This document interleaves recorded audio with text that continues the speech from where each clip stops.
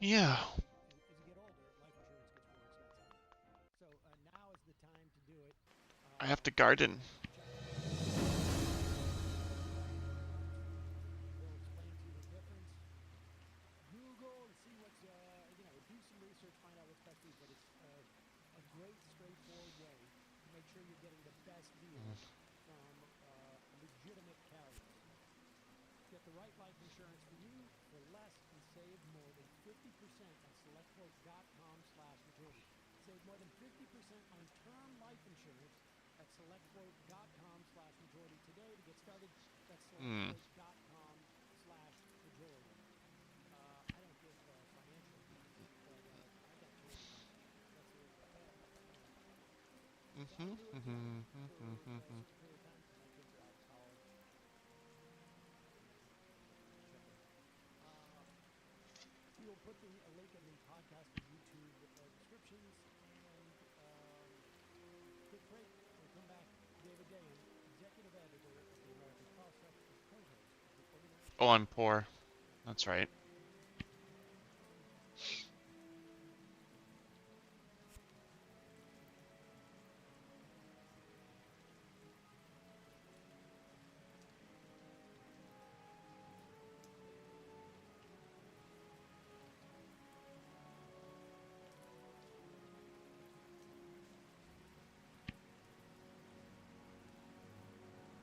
Hmm.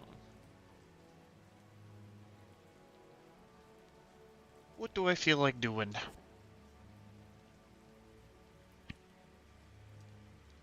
Dealing with my inventory? I'd rather fucking not. Actually.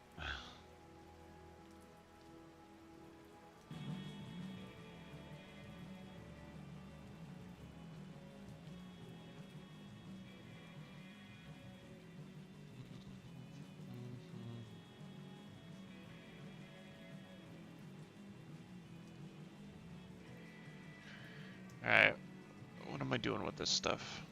I have an extra shovel.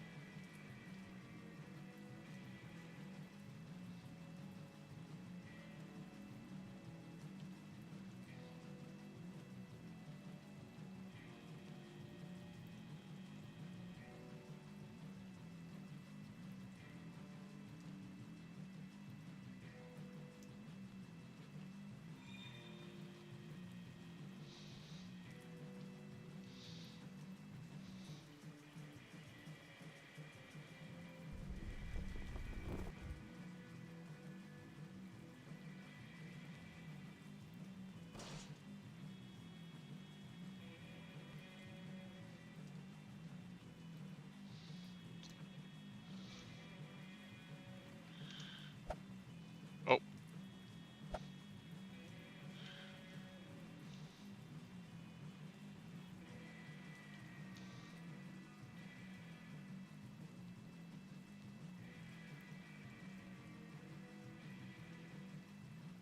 We are back. Sam Seder and David Dayan. Unfortunately, Emma Vigeland is out today. Still yep. a little bit under the weather. She's been But sick I'll for come a back to couple shortly. days David now. Dayan, executive editor of the American Prospect, co-host of the Organized Unfortunate. Money podcast. David, welcome to the show. There's going to be, I mean, almost guaranteed a shutdown of DHS, 240,000 some odd employees. Um, let's just start like what is your understanding what will happen to ICE? ICE is the only thing that's going to function, it seems like, out of the DHS after this. Yeah, so we're going to be reporting today that Democrats actually made an offer to Republicans to cleave off ICE and CBP and fund the rest of DHS, and Republicans said no. So Republicans are going to come out today and say Democrats are shutting down TSA, they're shutting down the Coast Guard, they're shutting down FEMA. In fact, Democrats had offered to fund all of that because their core issue with how ICE is functioning and how the Customs and Border Patrol are functioning. So, yes, you are correct that because of the big, beautiful bill, which gave $75 billion to ICE and something like $65 billion to CBP, those agencies will continue to function despite DHS being shut down. However, I think we should see this as an opportunity to go after the base funding of these agencies as long as they're funded supplementally by additional funding. That's certainly what Republicans would do, right? So when Democrats increased the budget for the IRS, what did Republicans immediately do? They went after the base funding of IRS. I need a So brain for someone. that funding was not supplemental, but a replacement for the base funding. And I see no compelling reason to fund ICE in the next 3 years. They have, like you just said, they have all the money they need. So we should, Democrats, in my view, should say, okay, well, this base funding doesn't need to exist anymore as long as you got 75 billion, which is 7.5 times the annual budget of ICE. As long as you have that, okay, just we won't fund ICE anymore. So I see this as a prelude to that. How does the appropriation of that extra bump, like, was that a one time? We're just putting into your basically onto your ledger or your checking account. I kind of don't really care about this money's already topic there. personally. Okay. And so they're going to be able to continue on with their operations because they're using that essentially their slush fund as opposed to the operating budget. Okay. It seems like a very obvious thing to basically say, like, we're not going to. Fuck it, I'll walk to town like this. I don't give a fuck. ICE, but why do they need this extra money? They're not showing. There's no. I mean, it makes all the much more sense when you recognize that Tom Homan has taken ICE out of Minnesota, or claims he will be anyway, and that they are moving ICE to a targeted operations mode. This is their claim. I don't know that it's true or not, but this is their claim, right? We're just going to targeted operations. We're not doing these roving patrols. We're not doing stop and grab anymore. Well, what do you need all that money for?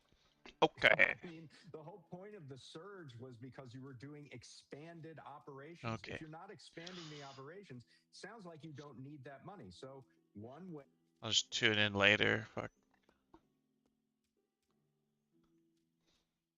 I think David Dane's been on the channel a few times. I just don't like his voice. What they talk about. That's fair. It's fine.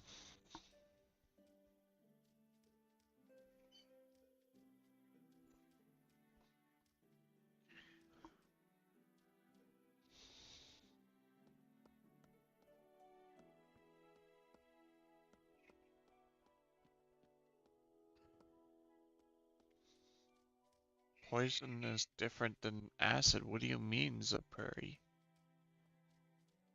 I guess it's not a stupid question, but still.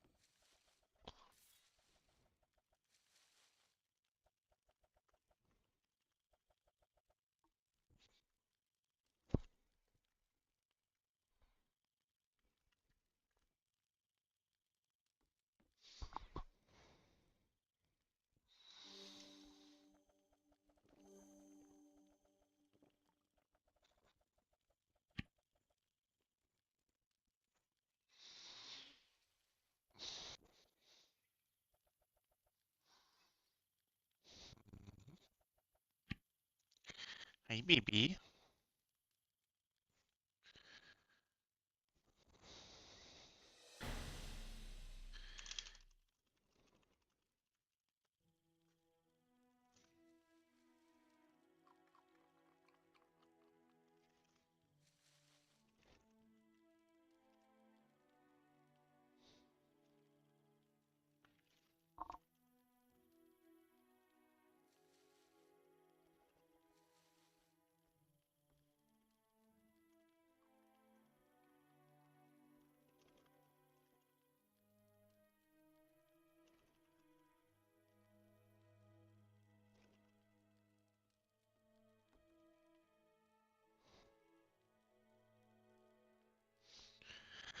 Yeah,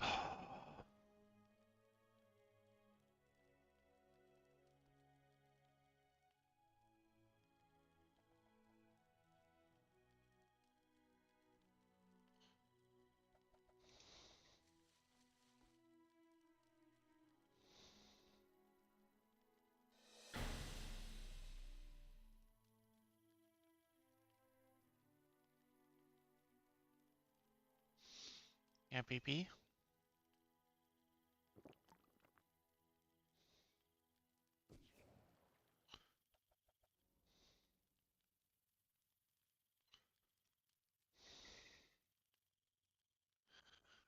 Okay, how many slots do I got free? 3? That's it? Ugh.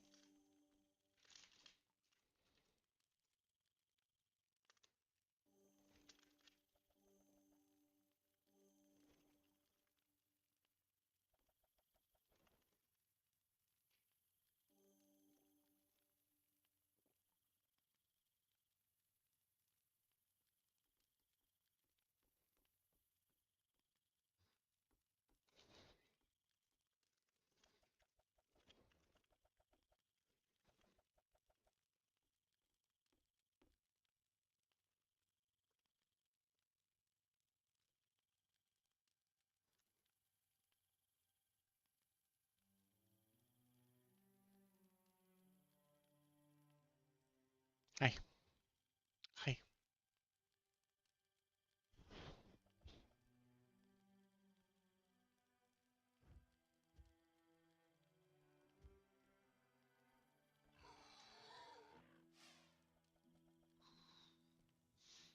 Mm.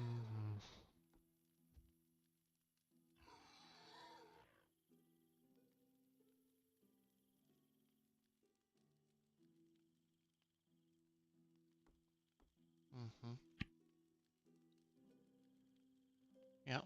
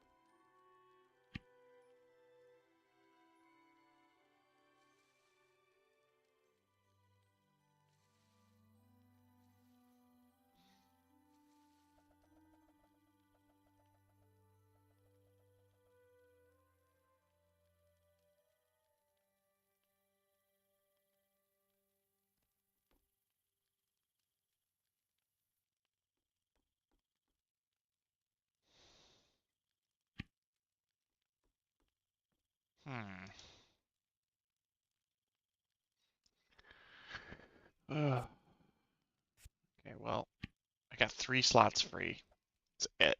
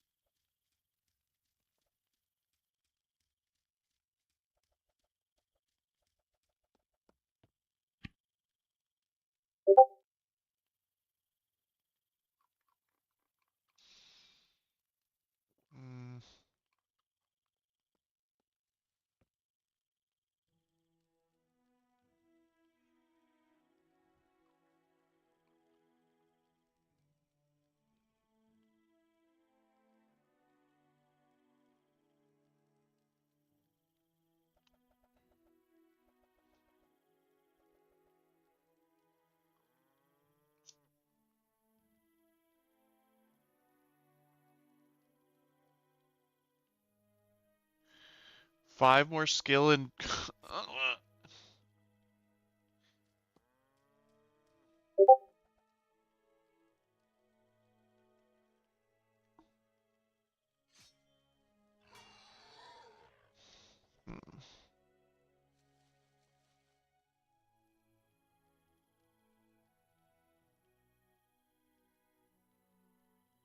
yeah.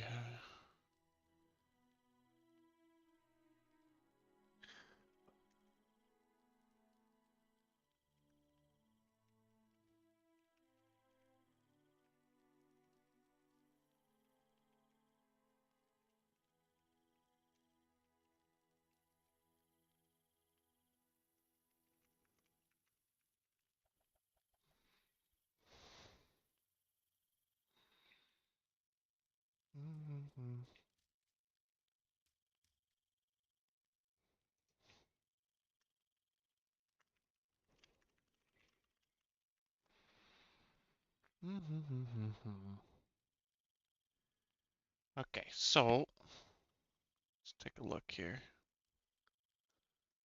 Oh, they're still talking.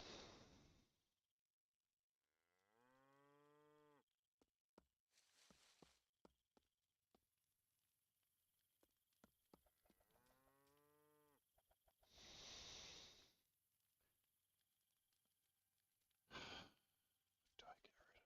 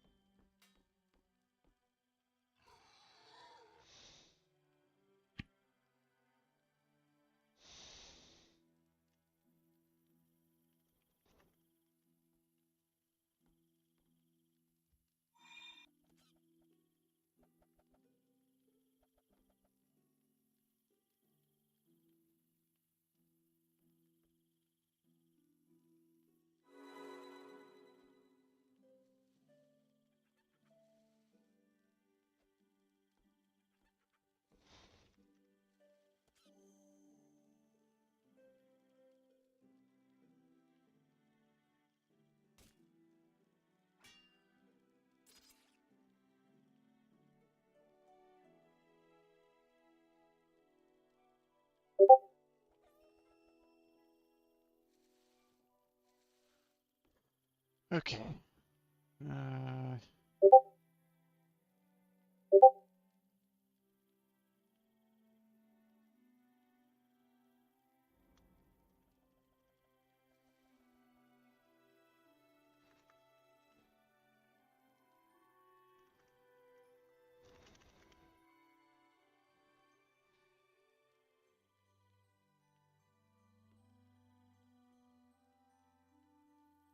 what should I put in here? Right, I was gonna sell stuff. I've got 207 fucking coins with you. Okay. Let's be specific then. Yeah. Let's be specific. Yeah. Uh,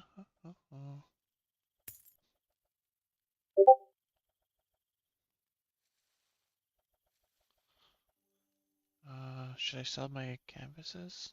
How do I use a canvas?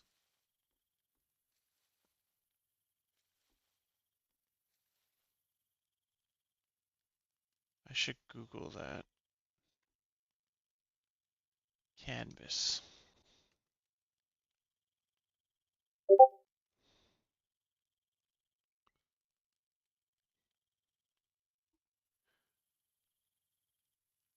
Canvas.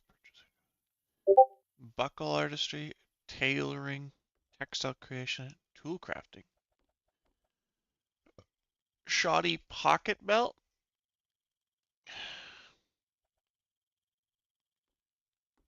Where do you learn tool crafting? Simple blanket? Add pockets.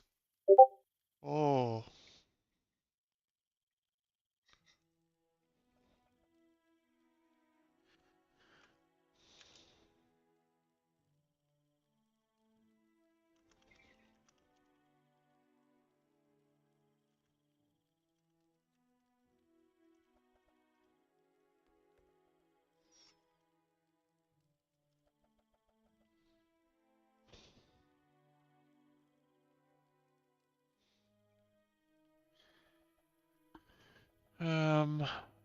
Basic spider silk.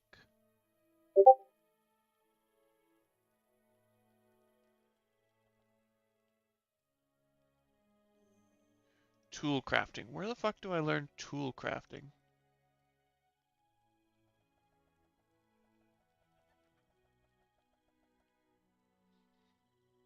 Hmm. I need goblinese, blacksmithing, and carpentry.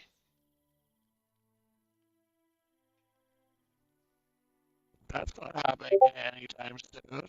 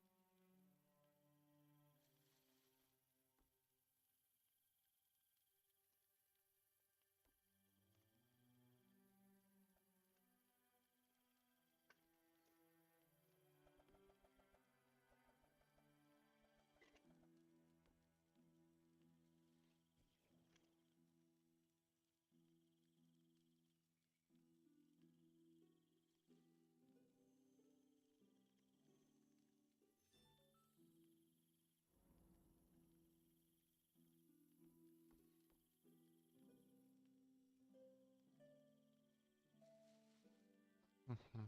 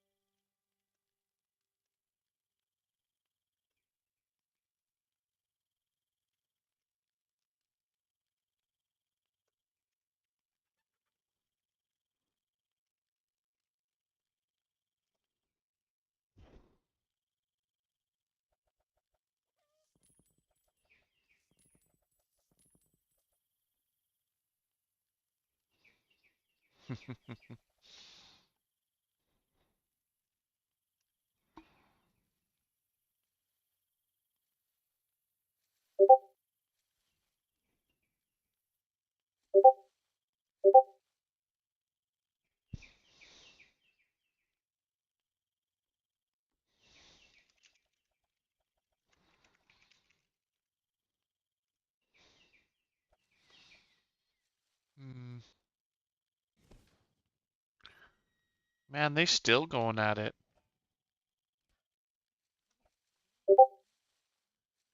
Yeah.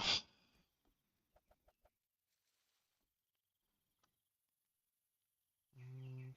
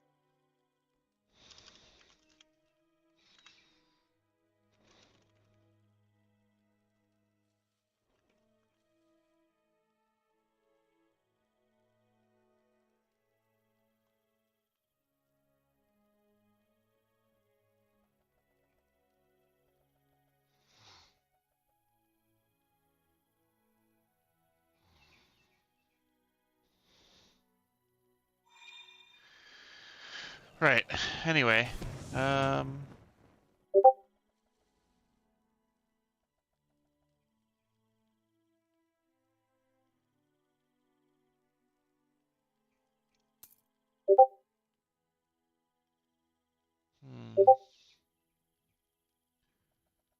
what's a wasp? It's just neat.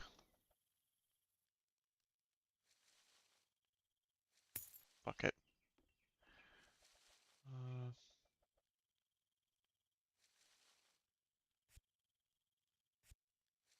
oh, I should probably put. No, it's fine. It's fine.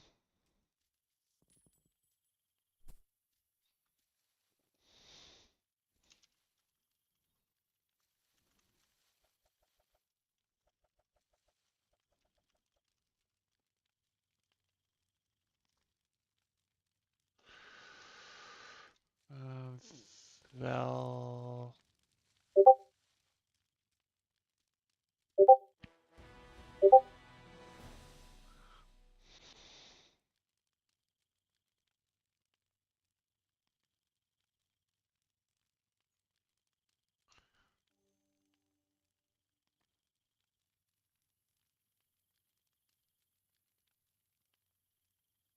shop.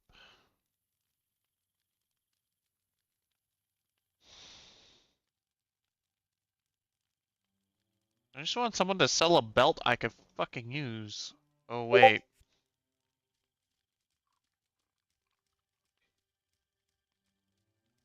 maybe that's you.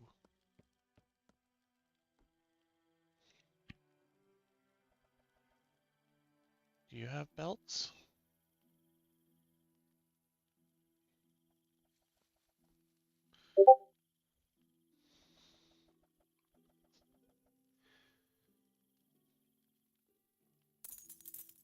Hell yeah, I've got a belt.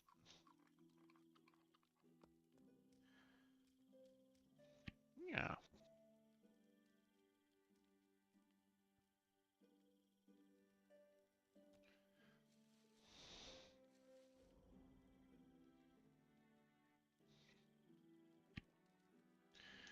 Nice. I have every slot filled. Yeah, baby. Every slot.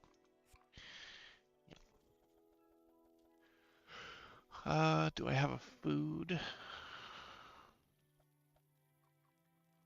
Oh, I love you, baby. Yeah. I do not have a food.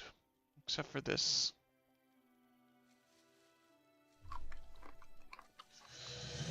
Not sure if I like that sound.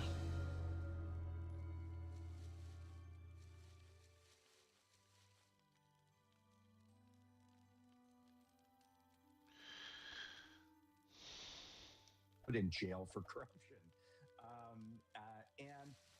And the AI pack that is called Leading the Future actually has more money in its war chest than APAC does. It has 125 million, whereas APAC has about 95 million. And a separate pack for crypto, which we saw try to buy the 2024 elections, has 190 million. And we should say they got rid of Sherrod Brown in Ohio. There was a couple other races where they were quite successful in. Right. Many other. I mean, yeah, but they're sort of biding their time because there's active legislation in Congress right now, and they want to see who's going to pass it and who's not. And whoever defies them there, they'll probably throw a bunch of money against those guys. So this is a cancer. I mean, this is the real issue in Democratic politics right now, as I see it. There's a lot of talk about, the soul of the party and whether they should go to abundance or whether they should go towards populism. But the real story is that there are hundreds of millions of dollars being put forward to elect candidates. And the question is, why are these candidates accepting it? And there's a real cross pattern between people who have shown the tendency or capacity for corruption in other forms and people who are all too willing to take this money. And so it goes actually back to the Epstein thing. If you're willing to be personally corrupt, then big money and elites are going to be able to buy you much more easily. And this ultimately, the fact that this is indulged within the Democratic Party is a big part of the problem. And I imagine, I mean, I read the other day that Schumer was really pushing hard to get this crypto legislation, I guess, buttoned up on some level. It permeates. I mean, the crypto money in particular. He did this in 2024, right? He went on a conference call and said that we're, Democrats are the crypto fans, and we want this industry to thrive. Amazing timing! Like we're 18 months out from essentially the crypto market. Everybody turning around, going like, "What was this for again?" Like these are like I can see even the like finance guys on Instagram are like, the use case of crypto really seems to have fallen apart at this point. The bottom line is that this level of money that, we've always seen special interests play in elections, but not with these kinds of numbers in primary races where they're the battle for the soul of the party. We have all these discussions about it, but it's happening because massive sums of money are being thrown at people to toe the line on their particular issues. And until the party adopts some way to do something about this, now there have been so what do I do with grass? Party primaries, maybe you can discourage or maybe even limit the use of super PAC money as a condition of being the endorsed candidate of the party. I don't know exactly how viable that is. I know it was a subject for discussion at the Democratic National Committee. Larry Cohen, who was a Bernie Sanders fan, former head of the Communications Workers of America. This is a real crusade for him and Sanders as well. Something needs to be done. And until... And maybe the Mejia race is an example that, she was outspent by massive amounts of money, and she ends up winning the race. The guy down in Texas who won the state Senate race, that's 10-1, still won the race. So maybe there's diminishing returns to this money. Maybe the fact that people watch less and less television, more and more are online and streaming, maybe that changes the game. But it's... Do I have enough fertilizer? Water. Grape juice.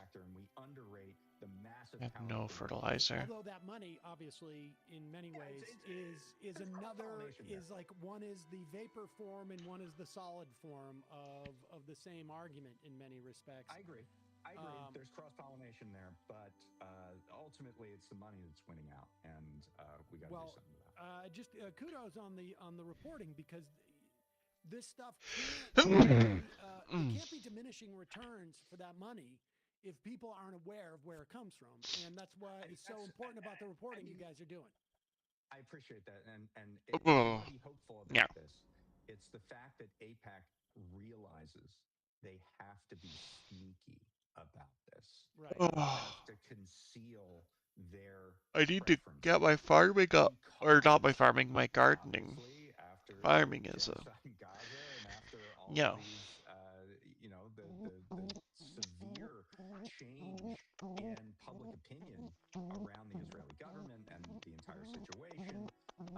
they I really, love this you, is baby. their Yeah, let me flagship put some product. sugar in my coffee cup.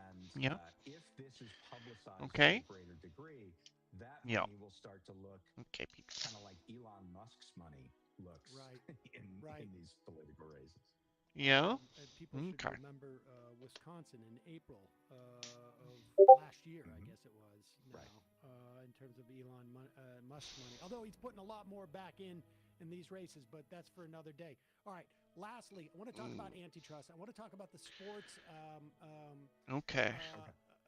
that you Well, are that was someone covering, else that pinged and somewhere. sort of all the Jesus facets of Christ, how I am sports just have become constantly everywhere. immersed Yeah. because of largely around antitrust issues. This coming on a day when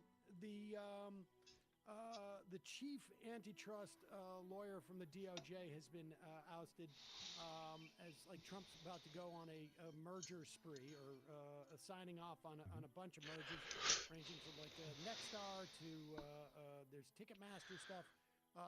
Tell us about the nexus of all that. Okay. Well, yeah. Right. Well, Bip, we'll bip, separate the two bip. out. So yes, Gail Slater was the Assistant Attorney General for Antitrust at the Justice Department. When she came in, there was this thinking that she was a little aligned with the more aggressive antitrust posture that was taken by people like Liam Kahn and John T. Cantor. She quickly realized that actually what rules Okay. Washington at this Yeah. moment is A little lobbying, song. and in particular, Mike Davis, who is with the Article 3 project and What is a does this do mad even? guy. Oh, you He's get taking maximum millions of dollars power. from companies who want to get their Wow. antitrust problems Didn't resolved. realize there's an actual buff And for it's not that. just Mike I Davis, was just Kellyanne Conway, appreciating flowers. and Arthur Schwartz is a little more low profile. These guys have I need a accumulated recipe for payback mutton and chops and profits, stuff. Yeah. and had them overrule the antitrust division in a number of cases, whether to greenlight mergers or to stop monopolization cases from going forward. Okay, And the do I next have any one that's coming monies? down the pike is No, Ticketmaster, I do not have monies. where in Okay. 2024, the Biden administration's antitrust division of the Justice Department filed a case to break up Ticketmaster and Live Nation, which controls event ticketing, Does artist anyone need venues, this? Confirm. artist promotion, and even artist management, Okay. and uses that in kind of a flywheel effect where one enables leverage over the other to create this huge unaccountable monopoly in entertainment. And they hired Sure. Mike Davis. They hired Kellyanne Conway. They put Okay. Rick Grenell, who's running the Kennedy Center and is also like an envoy to some national security stuff in the Trump administration. They put him on the Live Nation board. He's on the board of Live Nation now. And No, I need they basically said, look, we want this case dropped. We want it settled.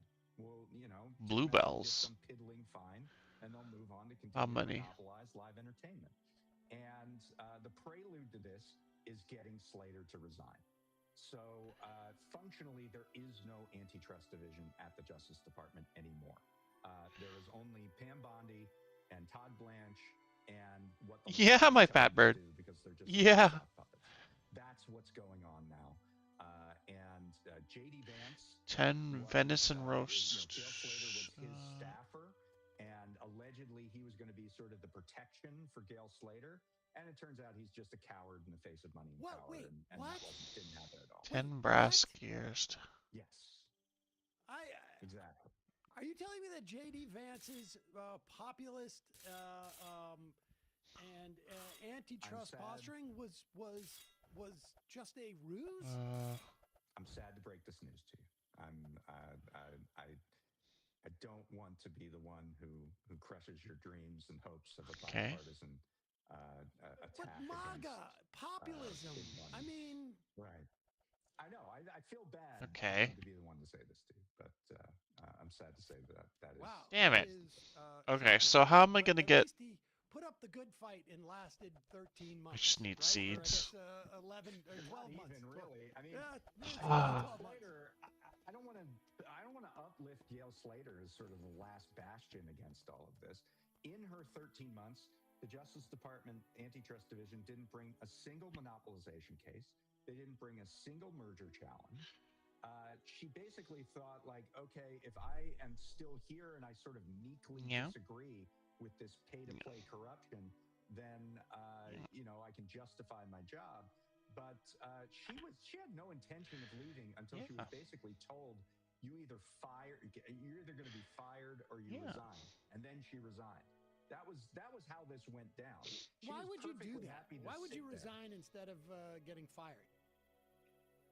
Well, because now she can go back and say, look, I had principles, and I wasn't, someone who just sat there and was willing to take it. And so she stepped down. Maybe now. Oh no, it's having troubles. Gail Slater, the bold person inside the Trump load, baby, load. Who bravely quit rather than do the bidding of lobbyists, but it's all bullshit. Right. She was totally ready to do that bidding with sort of mild approach. Well, there we go. Until she was told she wasn't. Took a moment. That's why I don't understand. I mean, this is neither here nor there. I don't understand the logic. Why wouldn't you resign so that you could show that you were at loggerheads with them? Like anybody who resigned 6 months ago when they settled her one merger challenge. They went over the heads of the antitrust division and settled. It was Hewlett Packard Enterprise and Juniper Networks. And actually, we're going to have a proceeding. We're going to have a hearing before a federal judge on that merger settlement, where Mike Davis and Arthur Schwartz and some other people at the Justice Department are going to be deposed by state attorneys general, and we're going to hear about all of this. Yeah, you're going to make it hard to do this. That's the last Yeah, sort of like it's probably good that we're going to do farming instead. Who these companies Yeah. they have a claim because a lot of them have. You got your grubby butt on my arm. How much is it Yeah. possible? Can a judge? Yeah, I love your say, grubby butt. You know what? Based upon this action brought by the Attorney General from California, or from Massachusetts, or New York, wherever it is, Kansas, well, not Kansas, but we're going to revert. We're not going to accept this deal. I mean, can a judge? Yes, and that's in fact exactly what's at issue in the Hewlett Packard Juniper case. It's a law called the Tunney Act, and the Tunney Act says that a federal judge can look at a settlement that was made in a case and decide whether or not it was in the public interest. And the state attorneys general are saying, actually, this was not in the public interest. It was done because lobbyists wanted it to be done. And the judge can look at that evidence, let those people who are at the heart of this be deposed, and then decide, no, this was not in the public interest, and I'm not allowing this settlement to go through. And so, and in addition, state attorneys general have the ability to sue under the Sherman Act, under the Clayton Act, and 40 states joined the Justice Department on the Ticketmaster case. And I have every belief that at least some of them will stay on that case, and that we will have a trial in that case, which was supposed to be, it's supposed to start at the beginning of March, actually. So that's probably still going to happen, but they're going to have fewer resources, obviously, if they don't have the federal government involved. And the fact that the federal government settled is going to be a factor, probably, in the judge. And where is my gardening at? 20. So, this obviously Wow. is a blow. +1 to Rabbit. I think Oh yeah, I guess that makes sense. Look at this for what it is. It's total corruption. And if Democrats get back the White House and Congress in 2029, they should move to basically nullify everything that this Justice Department Antitrust Division has done, and reverse all of these merger approvals, reverse all of these. Oh my. Okay. All right. And go right back to square one. And they should go on record now to do that, That's right. so that these companies can't pretend like they didn't know come that day. I have soil so still, let's right? talk about the sports issue. I'm sorry Emma's not here because she obviously is, very sports oriented. But She's the fan. But within the context of this, like, sports wrapped up in questions of affordability, in questions of how much a municipality or a state, for that matter, should be subsidizing a private enterprise. Tell us the scope of what you're covering on this issue. So we had a partnership on this with the Groundwork Collaborative, and all of the stories are out now. They're at prospect.org/sports. You can find every single story there. And the reason that we did it is that, sports is kind of like the last thing that we all have a mass culture around in America. 93 of the top 100 television There we go. programs in terms Yeah. of audience were sports in the last year. You can go into any bar in America and talk about sports, and you probably get a real reception. There are common sort of facts that we point to. These guys won the tournament, or these guys were the Super Bowl champions. It's hard to be in dispute on that. And people understand the game, and they actually understand the economics of the game, whether it's salary caps or, they understand it in the context of their teams, of their fans. And on the field, I think the reason that there's such commonality. Those are big fucking beats. The principles of competition Goddamn. and fairness are really paramount. We have umpires and referees that look at the game. The ideas that between the lines. Those are 300 XP in gardening? What the heck? What the heck? Golly, I just need to make a few coins and just pump out. Oh my god, that's so good. That's so good. That's so good. Yeah. A share, at least, of a sports franchise. In this case, it's an incredible statistic.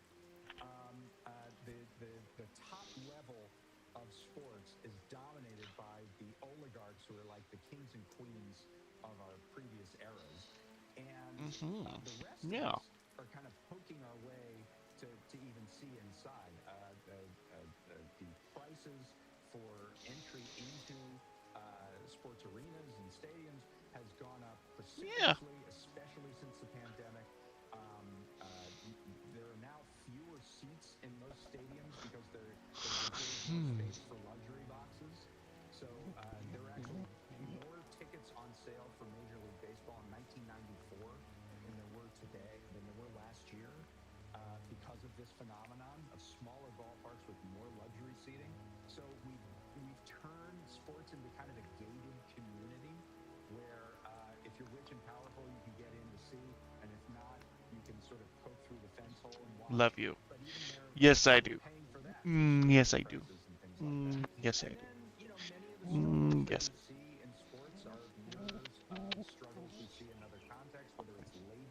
All right. All right. All right. All right. All right. All right.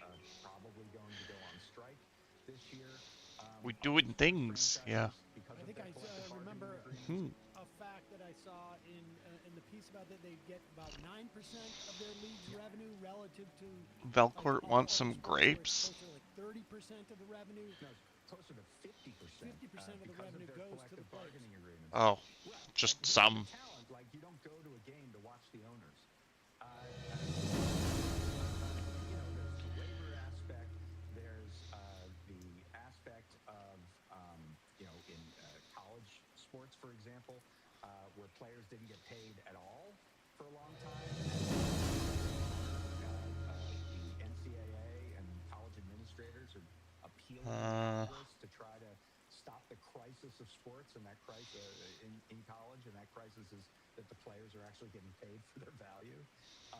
We have a great story in there about I need monies. How am I gonna get monies? That agents place upon young players, telling them, "Oh, we'll give you $2 million up front, and all you have to do is give us 10% of your income." How do I make monies? And they did this to several players, including star players. Questing. Who, signed $300 million Questing probably. in baseball, and then have to give tens of millions of dollars to this agency that gave them a little bit of money up front.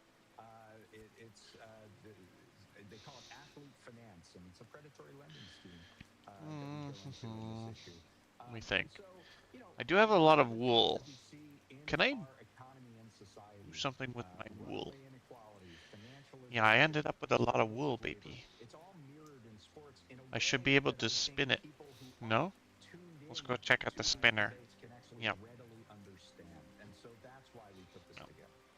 I mean, that's what I think the utility. I mean, the stories are fascinating. Like just the one that you cited too.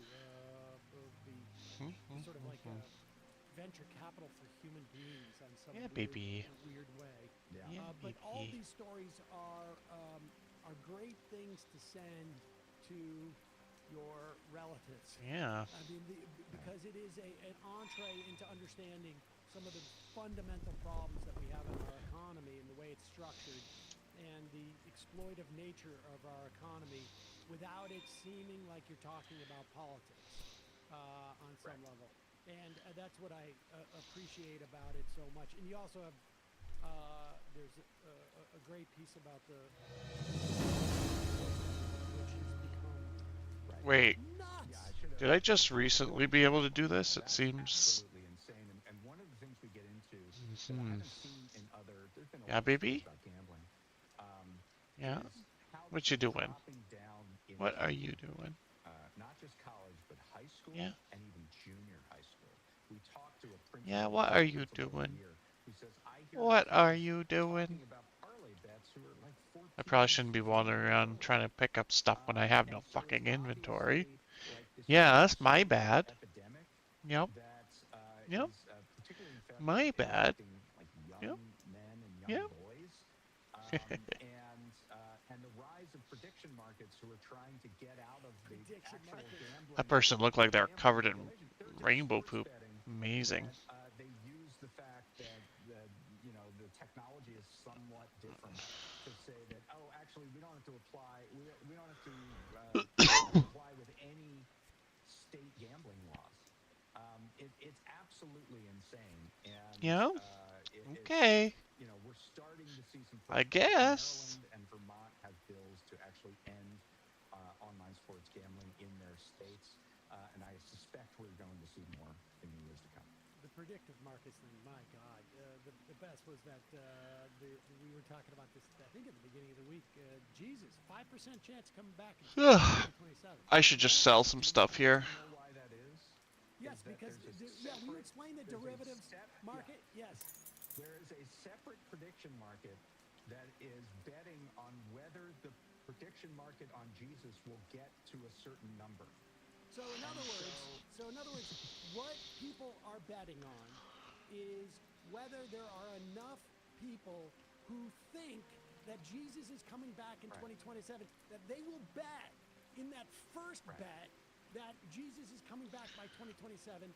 The number will go from, because it's predictive, not an odds line, it's a prediction, that 7% of people will bet that Jesus is coming back by 2027. Yeah, I'm not gonna do Bart anytime soon. 5% to 7%. And then there's another derivative market that is betting on where people will predict the prediction of Jesus returning. It's so insane. But the point is that there's no reason that the same people who are betting on whether that number will go from 5 to 7 are the people who are betting on whether Jesus is going to come back, right? So they're manipulating the first market to cash in on the second market. The way you do that, just in case you're interested, is I will bet $10 that Jesus is going to come back by 2027, and I'm going to get, Yeah, okay, that sword's probably an upgrade. On the derivative bet, I'm going to bet Maybe. that it's going to go up. So I'm going to lose my $10 bet, but I'm going to win my $40 bet because I placed that $10 bet. And it's called rank market. Oh god, that's way better. Yeah, I'm keeping those boots. Alright, gloves. That made money off of Maduro being captured, and there was a belief that this was a White House insider. Yep, keeping those gloves. Pants. This is the one I have a lot of. It's insane, and it really calls into question a whole bunch of stuff. But the reality is 90% of the bets on prediction markets are sports betting. Like we should keep this in perspective. These are sports gambling sites that are trying to get around regulation of gambling. It is and to see guys like Maloney Sean Maloney, who is the former D-Triple-C. I feel He like is I now need to the equip chief these once I lobbyist get for big shield to markets, 20. doing videos about how like this is going to help What us about see this? the Shield future, is 20, formulate sword is 20, policy, sword.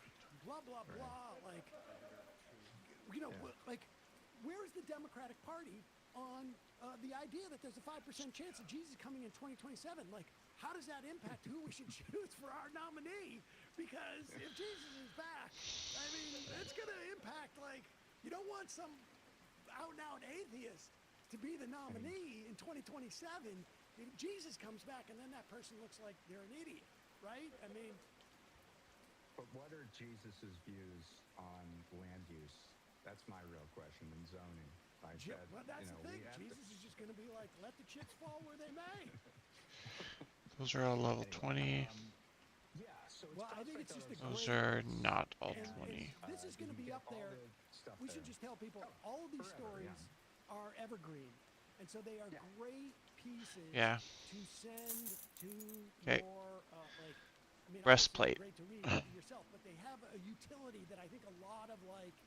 I'm pretty sure this one's stories pretty about this banging, but let's just don't check. have in the same way because it is such a universal sort of like language in our society. And we are, to be fair, we are starting to see Democrats talk a lot about this stuff. I talked to Chris Deluzio for the issue. I know some others are talking about surveillance pricing, for example, at stadiums and things. And this one's just even more. I think we're putting like there is now going to be some what do you call it notices of Both of those are really good. I don't want to get rid of either. Oh yeah, well that's a separate thing, but yes, basically, I mean this is disclosure law, which is second order, but anytime you are on a phone, let's say, and you're making a purchase of I don't know, a Target or something, if that price was derived using your personal information, there will be a disclaimer that comes out that says, warning, this price was set based on your personal data and information. And, you know, companies attempted to have that thrown out of court and they were unsuccessful. So that is true in the state of New York. That is a I don't know if I like and this. that's good stuff because I think it's a lot of people are going to be surprised. Good, but I think we can go further. Oh, without a doubt. But I'm not convinced that. I don't use precision pierce though. What's going on, and that is a great way to let people know that. As an intro. What if I change precision pierce though? Thanks so much for your time today. We'll put a link to the prospect.org/sports because I do not see it. To be honest with you, up on your menu bar or your what do you call those? Banner. Well, I think it says current issue, and that's where it is. But we'll change the language there for you. Thank you. I appreciate that. I want to see sports vertical. Yeah, you'll get there. All right. See that? Getting results. Okay. Thanks so much for your time. I really appreciate it. Thanks a lot. Right. Well, I'm going to go around to all the websites and see if it's that easy. See if you can get a carpentry one over there. Executive editor. I got a lot of issues with the Handyman monthly. There we go. Tell me about it. You can be started on Okay. I really want to work this. I really want to sit down with somebody who can show me this derivatives because I want to make a potluck on this whole Jesus thing.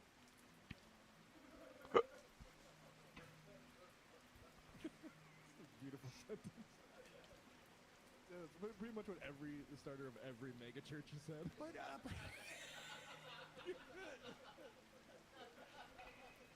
I mean, but here's the thing. So like, that's when you're gonna know. Like, I'm about to ride off into the sunset, where I'm like, listen, everybody, I want you all to go place a bet that Jesus is coming 2027, and then I'm on Okay, the I'll probably just sell these then. just Okay. cashing it in.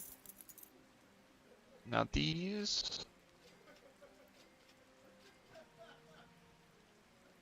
We are definitely I cannot tell people how many times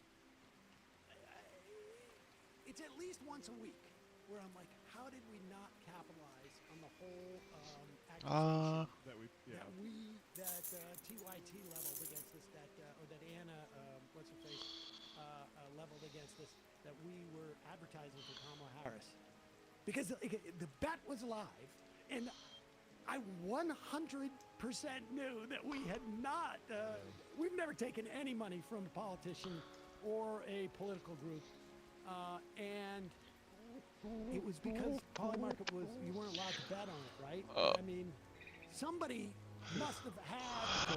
One of our European listeners. My sister No, has I friends want in that Europe. ring. And I could have just like somehow like got money there and just made a killing. Does it matter? Like, do other people have to bet? Yes, for there to be, that's how you all right, make so it. that was the problem. Is that like there's only like three people, Right, like, for three instance, the TYT Jesus- listeners who are like, it doesn't matter what the odds are. I think the Jesus pot is like over 20 million.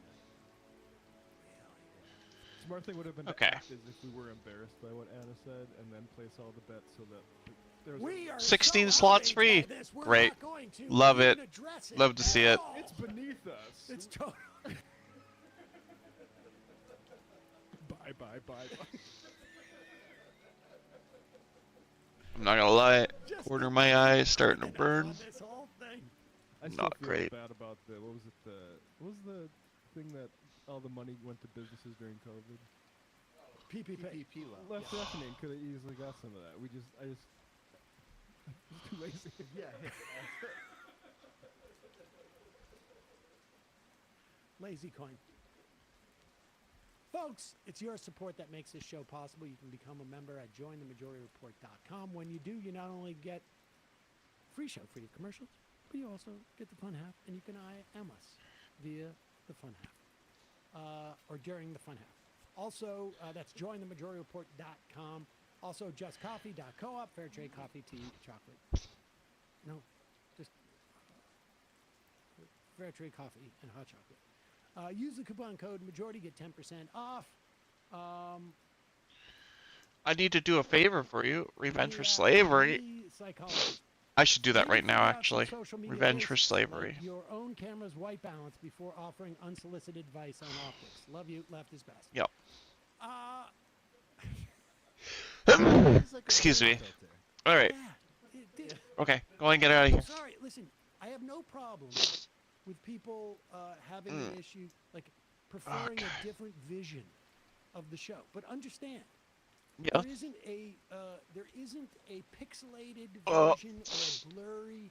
And when I'm out of focus, it is completely a function of my artistic vision for the show. It's intentional, yeah. Yes. There is a vernacular that we use here, and it is.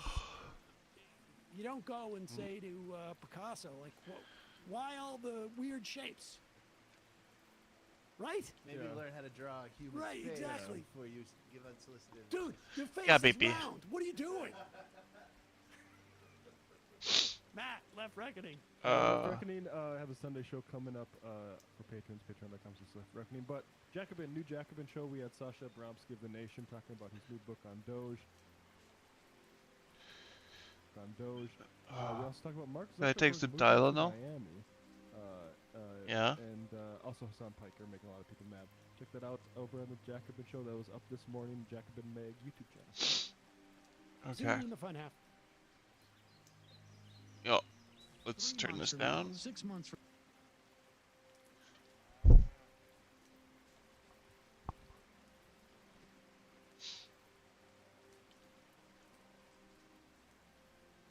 Yeah.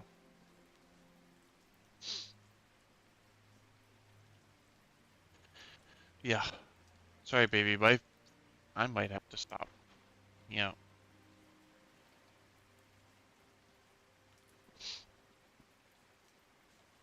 Or eat something spicy, maybe? Something spicy? I don't really have a lot of spicy stuff.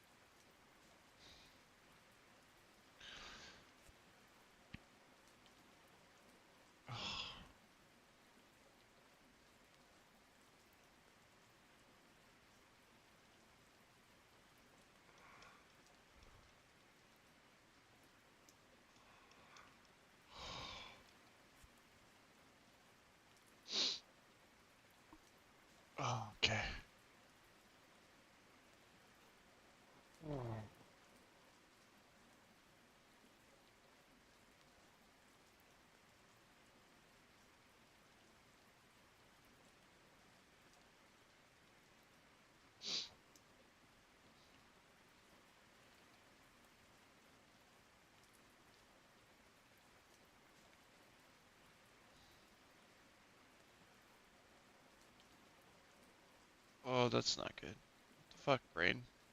I need my brain to calm down.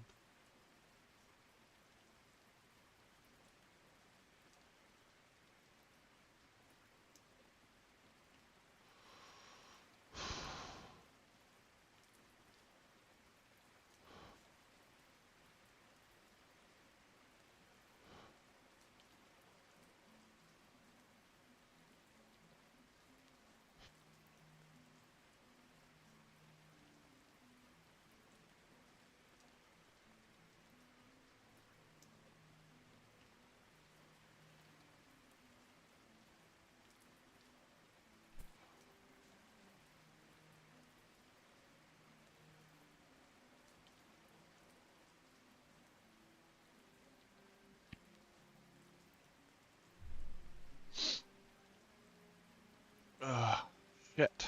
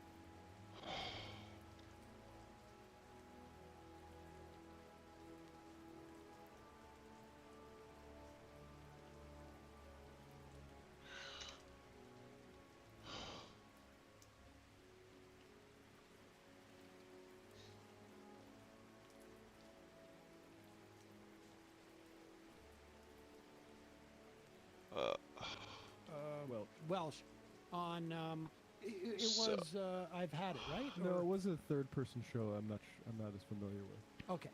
Well, nevertheless, he was asked, Gavin Newsom and J.D. Vance, who would you vote for? Son being in California is A, both very familiar with Gavin Newsom, and B, in California. And he said he would vote third party. Now, I assume people are not upset about how he's going to vote personally because it's California. And as I've said many times, like, you know, the issue in a safe state, who you're going to vote for is sort of secondary. But also, and I am someone who votes for the lesser of two evils. But the idea that you would espouse the voting of the lesser of two evils in a primary, because that's where we are. Let's be clear. There is no nominee for the Democratic primary, and there is no nominee for the Republican. I should say, there's no Democratic nominee for the presidency, and there's no Republican nominee for the presidency. The idea that you would even be remotely perturbed during essentially what we're in is the pre-primary or the primary for 2028 as to what people are saying. I mean, I would imagine when we were in 2020 saying something to the effect of like, I can't even imagine voting for Joe Biden. It is stupid. And what it does to me when people do that, I mean, obviously, yes, there's the hypocrisy about Chuck Schumer not voting for Zoran and Entire and Jeffries, like, you know, Joe endorsing so late. I mean, all of that. It just goes to show, like, they don't even believe that stuff. But in fact, I probably believe it more than they do. probably Hassan does. But the idea that you would chastise somebody during a primary for such a thing gives away the game to me. Like I am very late to the awareness of people being, and obviously now we have stories about how people are being paid online, influencers and stuff like that. I mean, I started doing this at a time where the idea of that was absurd. There was no even mechanism for anything like that. And so it never really occurs to me, but like I am just shocked that there is supposedly this many people motivated about who you're going to vote for in the 2028 presidential election. Like we're not even in the primary yet. It's a very weird reaction. Especially in the context of the previous election and what happened, say, in Michigan. Oh, it's the Seder that I couldn't do. Say, okay. Like, what's clearly going on right now, to the extent that there is any competition for the Democratic establishment and the narrative about which politics work better for the country, it is quite clear who is winning, at least relative to this competition in the past.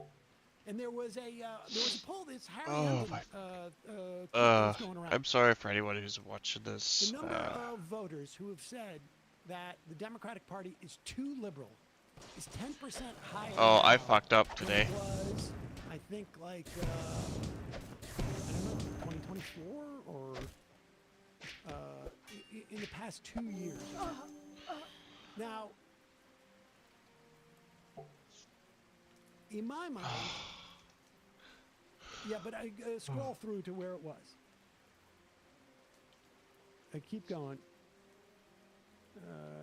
Okay, no, okay. So right now we've seen that 42% of, I was shocked by this, of Democrats who perceive themselves as democratic socialists, 42% under the age of 35 do, 33% of all Democrats do, which I was shocked by. Yeah. That's a lot. I would expect that there would be a bigger difference in those age numbers, the older Dems. But keep going down. And then the argument is being made here. Okay, so in 2013, back during Obama, 48% of voters say Democrats are too liberal. In 2025, 58%. The problem is, I will tell you this right now. In 2004, if you said you were a liberal, you would be pilloried by everybody from the right. Because it was considered like liberal meant communist. Like literally. Yeah, it's pretty fucked up, actually. The whole word progressive was really came in as a word to say other than liberal. And in that era, that's what it meant. And 15 years later, sometime in like 2017, 2018, if you identified as a liberal, you would not get attacked by someone on the right. Like, I had people call me on Air America saying, like, you're a liberal. And I would say, dude, I'm to the left of that. And they'd be like, what? You just admitted it. Like, literally, I was like, yes, I'm doing a radio show. I remember this era well. And if I said I'm a liberal Weird statue. in 2018 on this show, the calls I would get would not be conservatives going, you just admitted it. It would I don't be know. all people from the left, mostly younger than me, a lot of people are now, saying like, I knew it. I knew it. And so the idea that like there's 10% extra who's saying that Democrats are too liberal, I don't think it means what it would have meant in 2013 or 1996. I think it means that there are people who are going like, they support Zionism. They are, too wishy-washy on shit. They partner with capitalists. I mean, it only makes sense. I would like to see that the numbers of Democrats that associated themselves with as being democratic socialists in 2013 and 1996. But the point is, you're seeing Yummy polling pee-pee. like this because there is a concerted effort. Every day I read, there's another group out there funded by crypto money, whatever it is. Stories that Chuck Schumer is actually doing a good job recruiting Senate candidates. Really? Because it doesn't look like the Chuck Schumer picked candidate is going to win in Michigan. May not be my chosen candidate, but McMurrow wasn't picked by Schumer. In Maine, I just looked at the fundraising numbers for Janet Mills. Oh, I mean, some dirt. Maine Democrats love don't dirt. want Janet Mills. Plattner is probably going to win that. Knock on wood. He didn't pick Osborne. Mary Patola, was there anybody else running for Senate in Alaska? Is there? I don't think so. Like, there's no evidence that Chuck Schumer has done anything in terms of picking a good candidate for the Senate. But they're trying to promote this notion. So, I don't know. I think that, like, if you see somebody bitching about Hassan Piker's answering of a completely hypothetical question at a time where if you believe that primaries are important, maybe you don't, in which case, I don't give a shit what you think, frankly. But if Yeah. you believe that primaries are important, what difference does what he says now? I mean, you know, It's and I'll tell you this: I've seen politicians when they hear that Hassan is in the vicinity, and the Democrat politicians, the way they want to be on that stream, they understand this. The people that don't understand this are people that don't want Hassan to have influence. That's yes, end this of is story. people. I mean, Hassan is a proxy for them losing another fight. Yep. Oh, I can't get you. All of those people right now, Oh. we're thinking Zoran is going to be hated by now. And they're all the ones talking about, like, why is the snow still there in Manhattan? Yesterday was our first day above, like, 35 degrees, I think. It's been It was crazy. 37. I swear they're using the weather machines against Zoran. So it's level 20 for perch, baby. They turned the freeze ray off. All right, let's get to this. Let's do this. Number one. This is a video.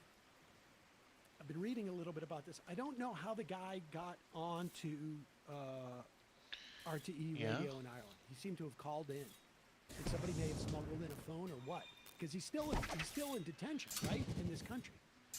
It's an Irishman who has a valid work permit. I think he's married to an American. Okay. He has been in an ICE concentration. Oh, I need those. Some people call it a I need to detention kill a camp. couple snails, I He refers guess. to it as a Okay. concentration camp. He's in there. The caller is Seamus Cullerton. Is that who it is? Who's the host? Okay, I don't know who the host is. But he took this call. Hey. We, again, don't know how he got a phone in there. I'm so tired of botching skinning. What am I doing wrong? It's a bunch of temporary tents.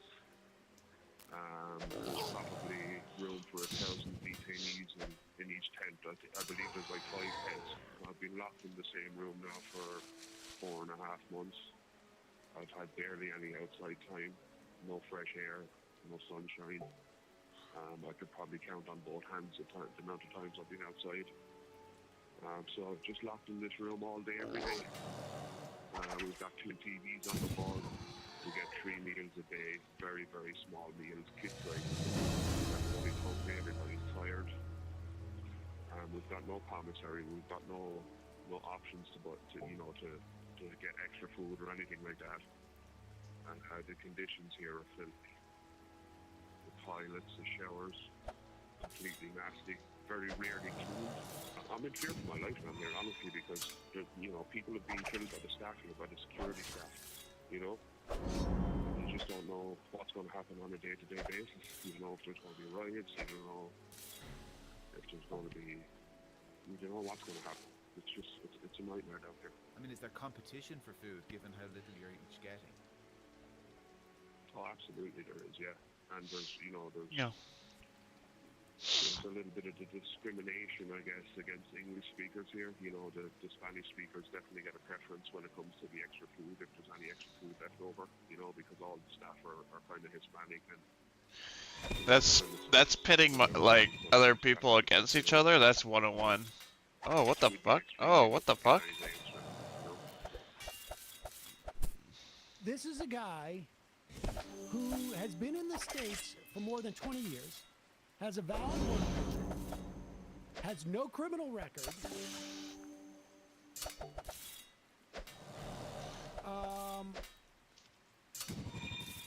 he I fucking win.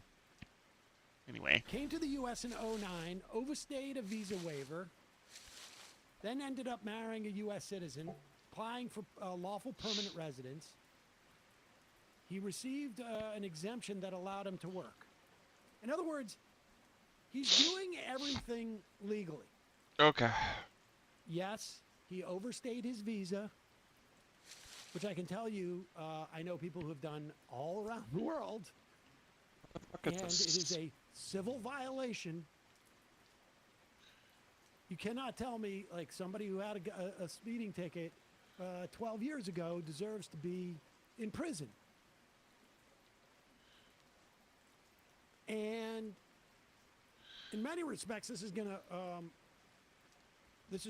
to resonate more within our society because he's Okay, so I'm English speaking. I'm in the right area. Okay. I had to check. But I mean, can you imagine, like, you're in Ireland, you're I hearing had to about check. this guy being detained for overstaying a visa Okay. and living in this type of squalor, like. I mean, I saw a clip of soccer fans asked what they think about the World Cup being here, and everyone laughs. Everyone laughs and thinks it's a joke. Of course we're not going to America to celebrate soccer. They made movies about guys who got, like, caught with drugs in Turkey.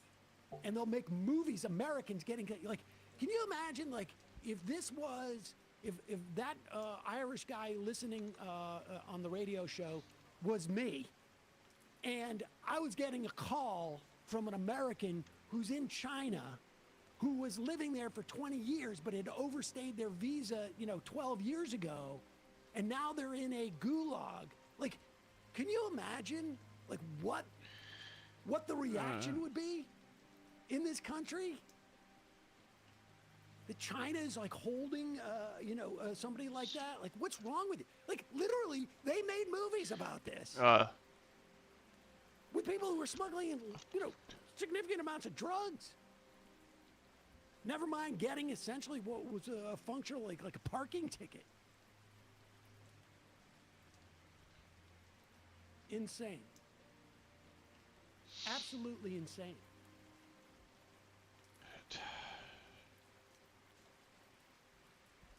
So, sort of like a second order insanity. We came across this. On breaking points.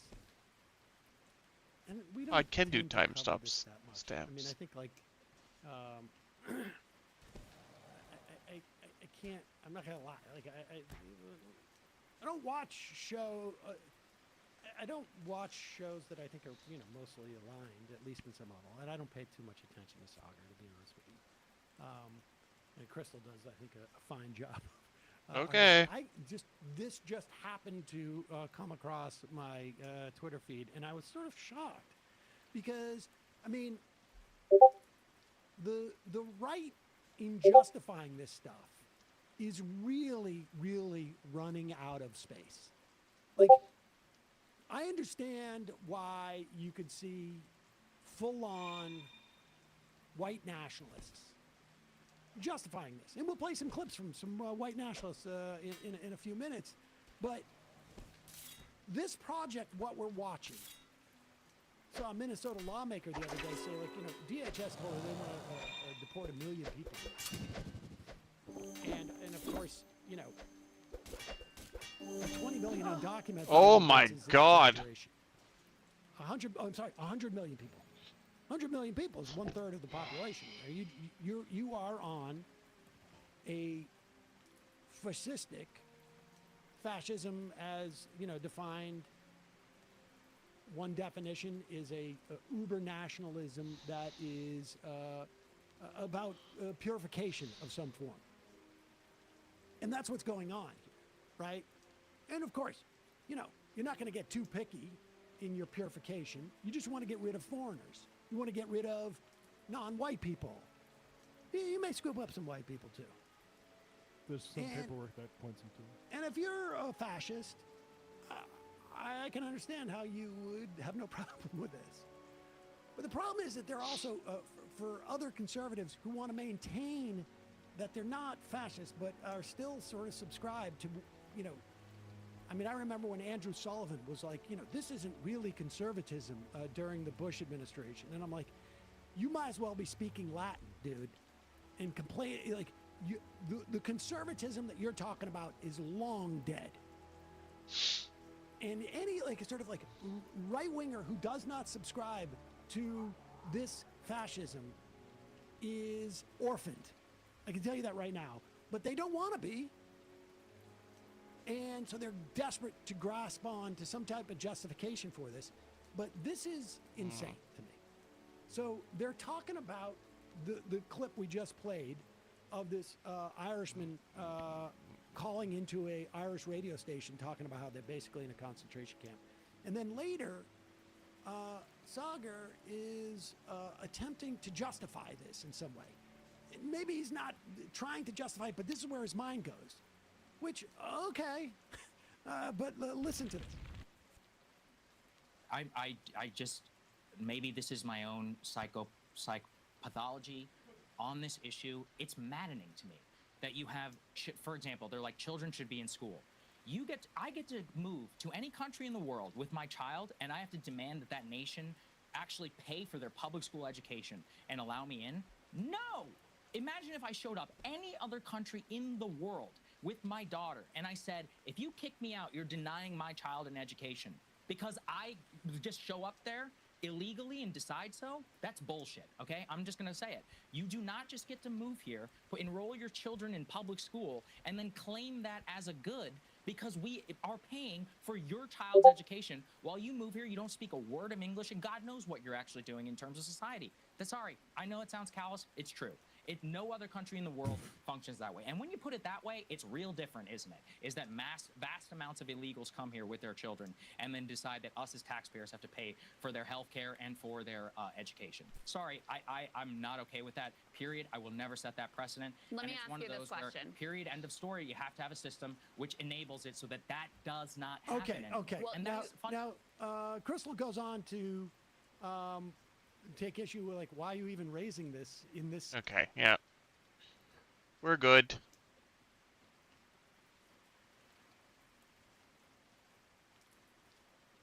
Oh, you're a moo-moo.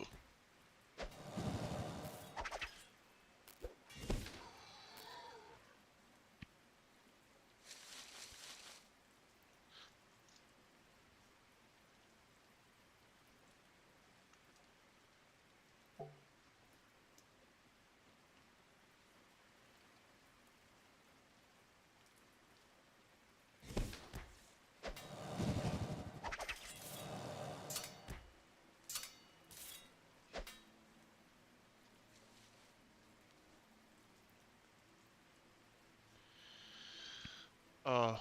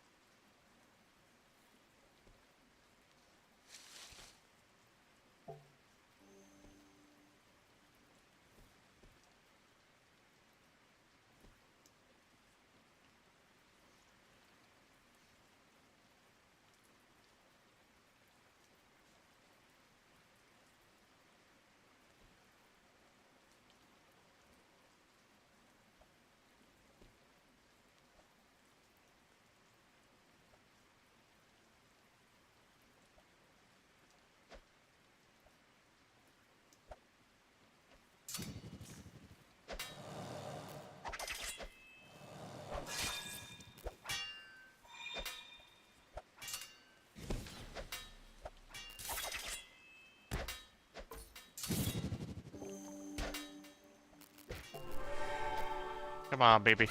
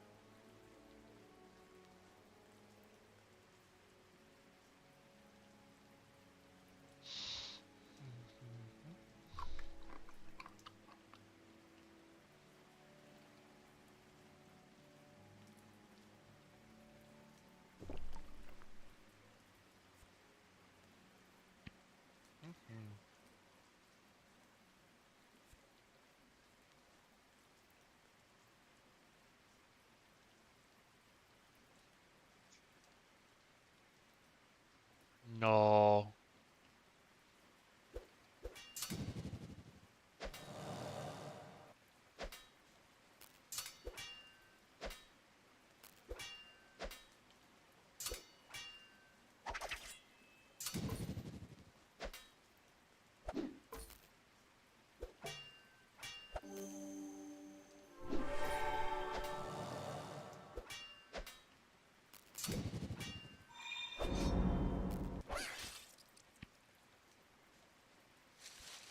Oh, shit.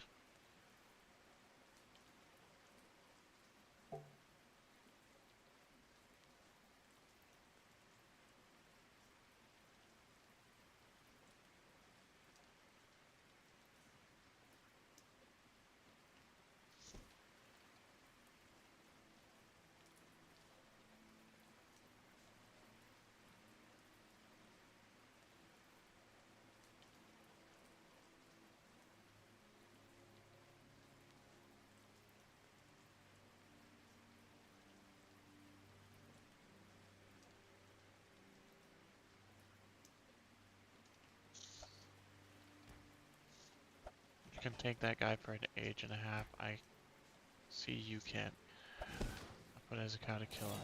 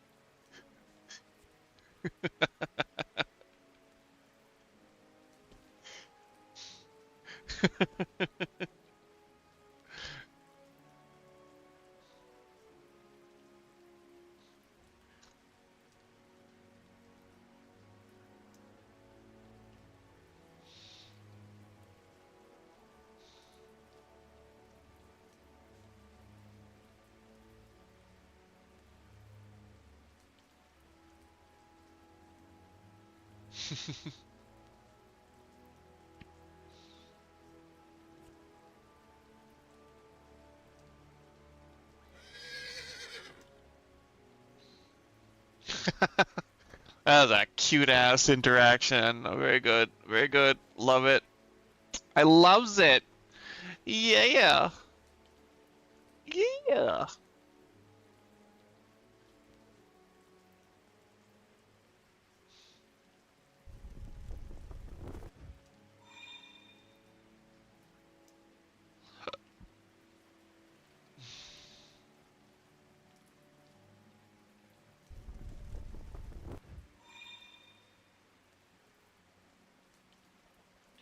Yes, my baby. I know, I know. You sense my pain or something because you've just been extra, extra cuddly.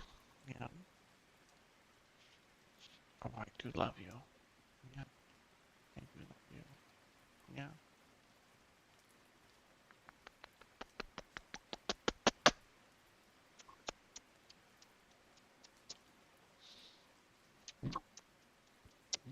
Okay. All right. Well, you did ooze your butt on me, so I gotta clean that up. Hmm? Yeah, you did do that. Hmm. Oh, that's a big wet spot. Wow. Okay, clean this up. We got like a lake down here, egg juice or something. Yeah, what's that? You've got big excite or something? What's going on? Hmm? Okay.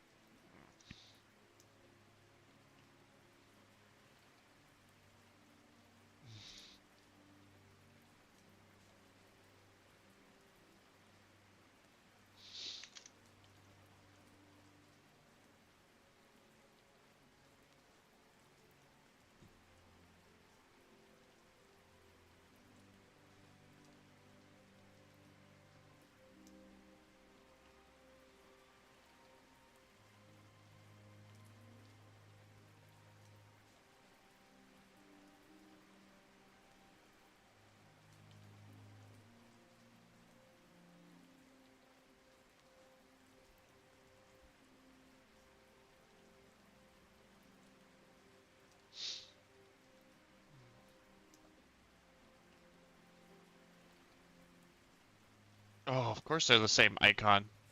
That's not confusing. Very different than the black church in terms of its tone and style on average. Pause it foodways for a could often- second. Now, wait a second. Now, wait a second. Is the black church threatening the white church? With erasure, I think it's just people like me not going to church anymore. But is Black people didn't intimidate me out of it. this black church thing new? They're taking all the. Like, what is he saying? Like the big difference between white culture and black culture is that the churches have different types of services. Like, I mean, I don't know. Listen. I haven't spent a lot of time in churches. I'm not gonna lie. I don't know if is a Catholic service similar to like a Pentecostal service. Like, are the mega churches the same as like going to the cathedral up the road? I went to a Protestant mass with a girl in college, and it did not look a lot like the Catholic masses that I went to growing up. Sergeant Flux tells me Italians weren't considered white in the U.S. until the 1970s. Also, one difference between the black and white church The U.S. Census. is that the black churches Yeah. post-slavery, and the white churches, for instance, the Southern Baptist Church, started calling themselves Southern Baptists because they supported slavery. Okay. The white church is very different than the black church in terms of its tone and style on average. Foodways could often be different. Foodways. He sounds like He Foodways? sounds like a academic. What is white food? What is the white food? Hamburger? Wait, that's is hamburger? I guess it'd be burgers and bratwurst. Is one of the German. And so he's complaining that there's too many different styles of food now. Our foodways. Like Chipotle is taking over.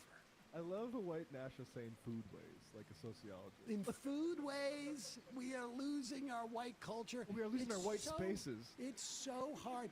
Hey, you know what? You know what's making it harder to get steaks these days from like white countries? The Trump administration's trade policies. And those are great. Go back.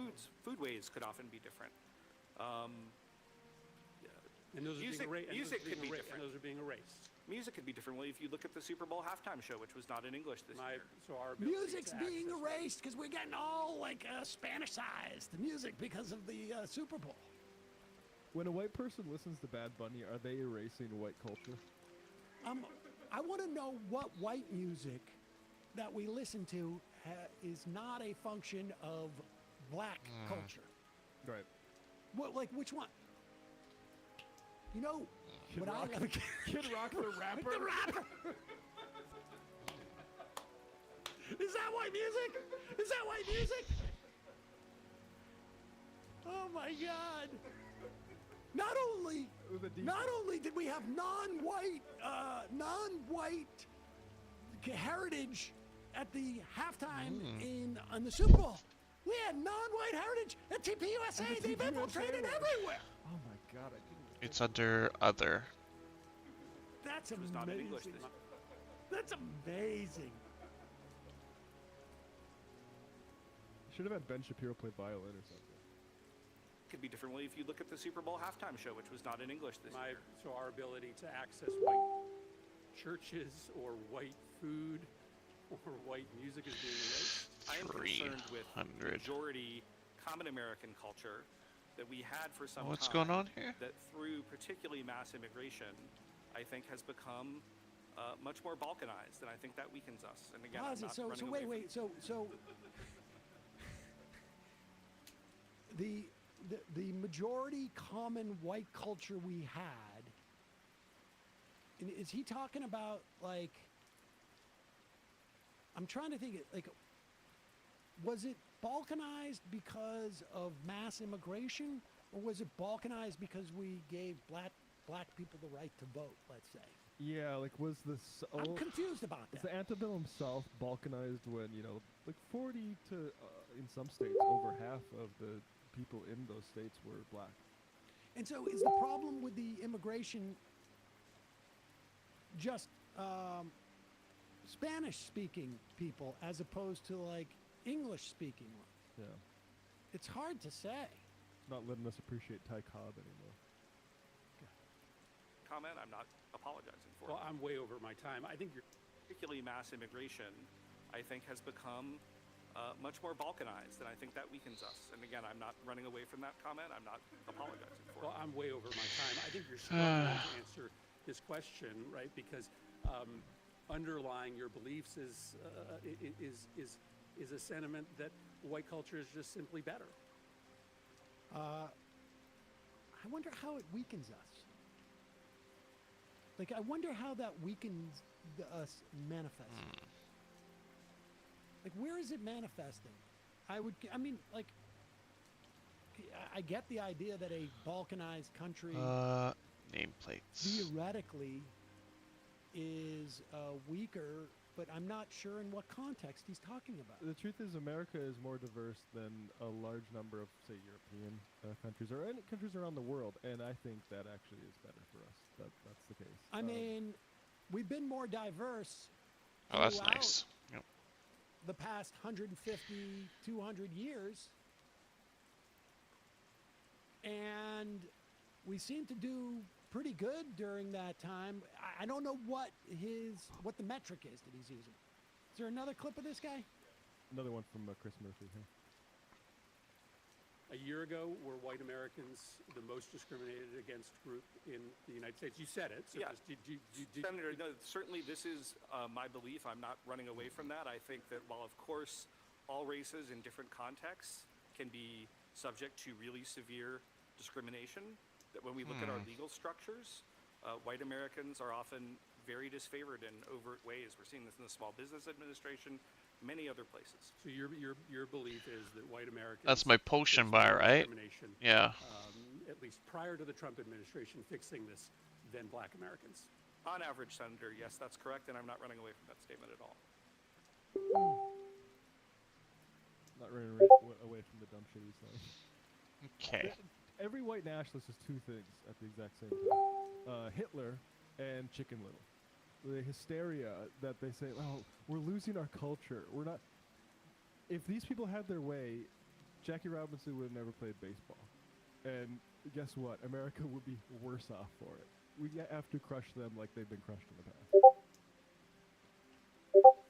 It does appear that this guy's going to have a tough time getting confirmed. I would like to see that pressed, though, because there are hundreds of this exact same guy 100%. all over the government right now. It started under Trump's first term, and they all need to be brought out like this. Sunshine is the best disinfectant.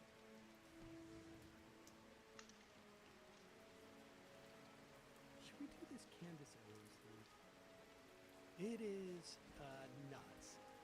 I don't know, maybe we'll save it for Monday. But Candace Owens, I'll just tell people about it. Because it is fascinating to watch.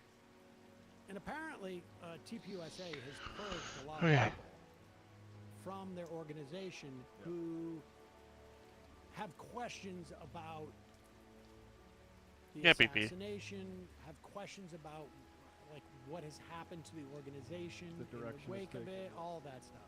So they're purging people. I am And getting Candace Owens, pulled. I think is Okay. a bit of a lunatic. And Speech bubbles. Can I you know, show my chasing after clicks and this stuff, but apparently, party's according to hit Candace Owens, points instead of a percentage? they've found Oh, here we go. and they've talked to this woman back, I think, like 11, 12 years ago. Erica Kirk had this correspondence when she was 25 with a girl who was 15 or 16. And Perfect. it was an odd. Okay. It was an odd. I like that. correspondence. Okay. Now, I can't. I can't. I'm not Okay. in a position to I like validate, that. Okay. If this, do they show pictures of the text exchanges, and supposedly Candace Owens is talking to the woman. I can tell you don't this. think it's the best fact-checking organization over at Candace. Probably not. So it's hard to know. I can tell you that if it was. Yeah, my fat bird who's so fluffy and I love her. She's my fat bird. Yeah, she's my fat bird. My fluffy bird is so fat, I love her. She's my fluffy If it was bird. a 25-year-old Oh, guy, I'm stinky. and Yeah. no, it's different. It is different. But Yeah. I don't. It's Well, I weird. We love don't have you. to play this. Maybe we'll do it. But Crunchy, this voting rights bill is going to see a major uptick in Kirkinations. Like Matt often says, voting is supposed to be a pressure valve, and removing that valve is going to cause systematic eruptions of violence. I just need to sell one thing.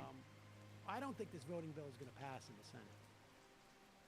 Dan from Columbus, Matt, if we never let Jackie Robinson play baseball, you'd have a better chance of making it to the NBA. He debuted in 47 and NBA started integration in 1950. Fun fact for the day. I got another fun fact for the day. The NBA wouldn't be cool then, though, and I wouldn't want to be in it. I got another fun fact for you. See if you know this. First team to have a black player. Boston Celtics? I know. Isn't that nuts? Yeah. First team to field a five black players at one time. Say it. It's always who you least expect. Boston Celtics. They just had the Coos on the other night was Bob Cousy's 50th anniversary. I shouldn't have sold that spider web. And that dude lived in Worcester. He went to You know what? Cross, Fuck and it. then he lived in Worcester for years and years. No, we might need those. And like we drive by his house, and it's not massive. Yeah, For contracts Worcester, weren't like they were now. right? But I mean, for Worcester, it felt like it's got a stone wall around it, and like a cul-de-sac driveway. You could see it from the road. Like that's where Bob Cousy lives. Dmitry Bedev. Due to population growth, African American culture is the most imitated culture in human history. Yeah, that's just definitely true, and currently too, the way that. But isn't that unfair to white people? It's actually an attack on whiteness, and we all need. It's making us weaker. Jackie C. Bondi's cover-up of sexual abuse at Texas prison housing Ghislaine Maxwell. Democratic reps Raskin and Robert Garcia wrote to AG Bondi to grant them access to minimum security prison camp where Maxwell is being held. In a letter sent on Thursday, obtained by the New York Times, top Democrats on the House Judiciary and Oversight Committee said more than a dozen whistleblowers have come forward with what they described damning information about Maxwell's treatment. They also said that congressional delegation should visit the prison camp in February to investigate allegations. In Bundy's response to that, it's actually not preferential treatment, and it's not an easier place to be detained. But also, I had nothing to do with it and don't know who was. It's very similar to Pete Hegseth saying, "Yeah, those guys who killed the people in the boat, they did the exact right thing, but I wasn't in the room when it happened." Exactly. Jersey Tom, Sam reading this ad like he's the neighbor from Home Improvement. Tornado fucker? Okay. Science is political. I just gave another $10 to Kat Abuzala for Illinois' 9th district. We need to support people to fight this big money. She just got, I think, endorsed by Justice Democrats, if I'm not mistaken. It's 1 down, 2 to go. I don't really feel like something. Science is political. Is Brazil the only country more diverse than the USA? 1,000 councils? Wow. The Mel Ryan, Trump would be cool with the gulag thing if it was Rosie O'Donnell. Matt from New Hampshire. We can criticize a candidate 2 years before an election like Gavin Newsom because we need to win. You can't criticize candidates in a primary like Jasmine Crockett in Tallarico because it'll ruin their chances for the general. You can't criticize a candidate in the general like Kamala Harris because the stakes are too high. We can criticize after the lost election because they didn't win, so what can they do? And God forbid we should criticize Obama. Kowalski from Nebraska. The U.S. government typically values an American life at $10 million in assessing the harm of a policy that's cost. The rollback of these regulations will not fundamentally change automobile manufacturers' design, which has the most pushback from the public and thus is most popular aspect of this rollback. But it functionally means nothing because if the U.S. wants to sell into foreign markets, they have to meet their environmental standards, and they're not going to create a parallel production lines where they would just one global standards. This Oh my god, I'm getting a fucking novel sent to me. To be built in the United States again. The Confederates had talked a lot about the Scotch-Irish roots to their narratives, as well as the Anglo-Saxon traditions. In Missouri, those guys met brutal Germany efficiency from immigrants that Benjamin Franklin thought could never assimilate into American culture. Tomo Flink. Happy Casual Friday, folks. Here in Britain, Starmer's sycophants are desperately trying to pretend that everything's fine regarding everything that's come to light. Regarding Lord Mandelson, while Starmer's team resigned one by one, with many senior labor figures calling for Starmer's resignation. Also, Sam, you're not the only one whose team embarrassed themselves this past weekend. In rugby, the men's Six Nations started this past weekend, and Wales lost our opening game away against England. Sorry about that. Kyle Leck.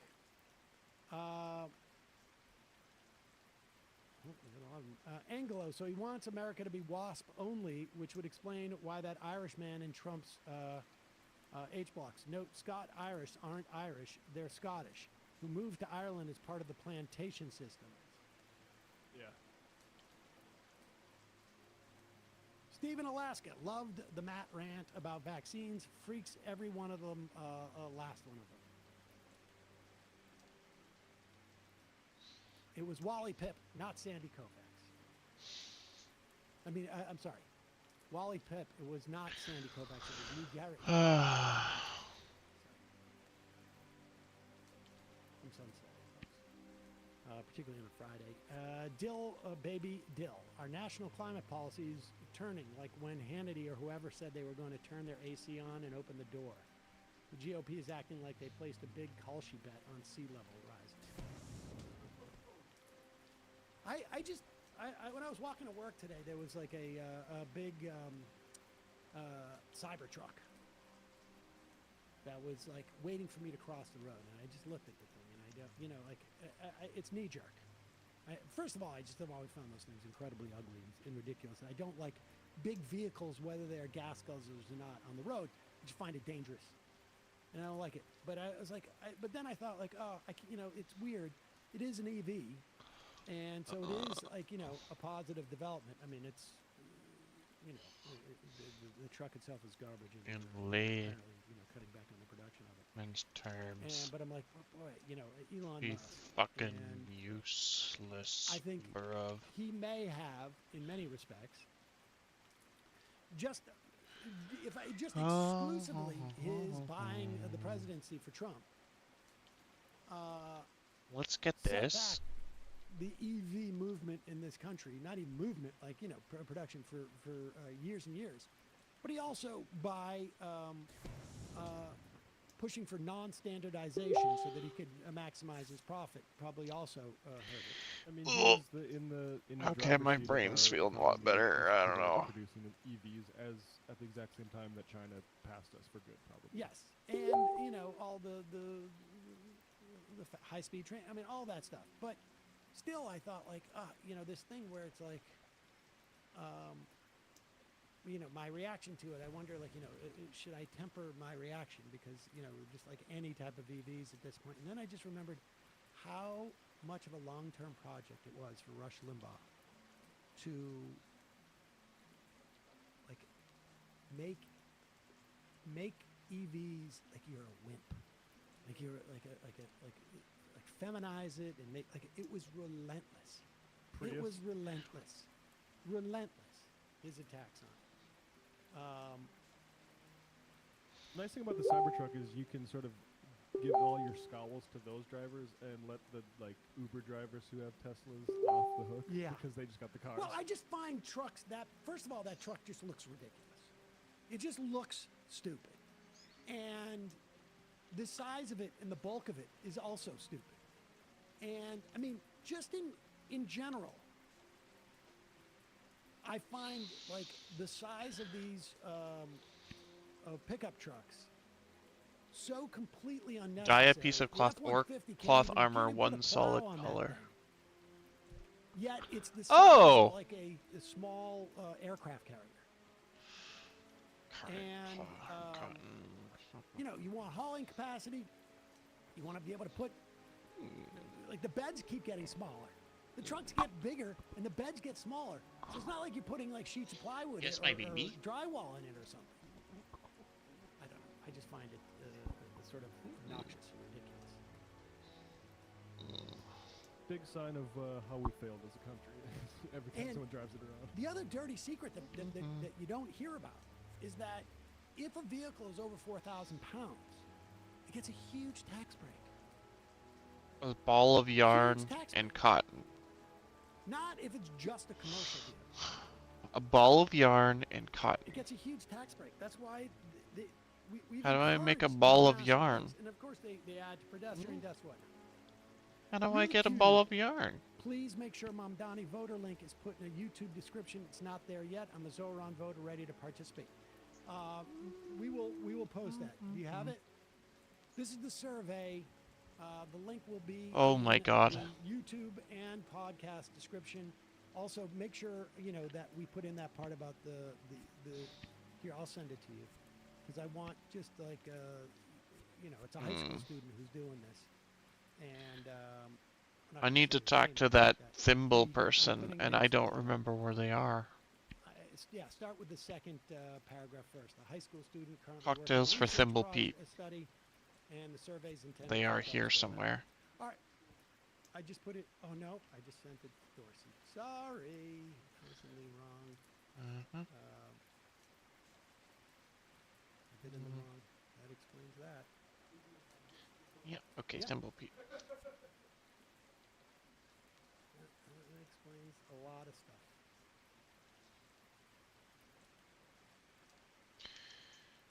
Okay. Yeah. I'll get to it. Yeah. Two Yeah. more IMs. Okay. Oh, I'm gonna go on vacation next week, folks. So I won't be back for a week. Obtain fruit cocktails. One last chance, last ditch chance. I don't know how to. Uh, What is a fruit teach us cocktail? all to snowboard. So we're going up north, and Hello? do a little snowboarding, and we'll see. Because I figure I'm Level 20 how many cooking. more years do I have to be able to And it's like so many different things. What the heck? bend down, tie my shoes? You're gonna be sore when you do it too. Oh God. Apples, Fabucat grapes, 58. strawberries, oranges. Actually, the Ugh. Hassan and Jennifer Welsh discussion was on her show. I've had it. Thank you. Oh, also, a link, and we should put this in. There's a flotilla that is going to Cuba to help the Cubans because we're starving them to death in many respects. Do you see that, Matt? Do I That see what? link? I see the text. I'll see if I can. I can get the link from the. Okay. Do we have the link from the sound sheet? I had it up earlier. I think I got it. Okay, here it is. So check that out. Jersey Tom, who will you be taking out during your vacation? I would never give advance. Notice of that, of course.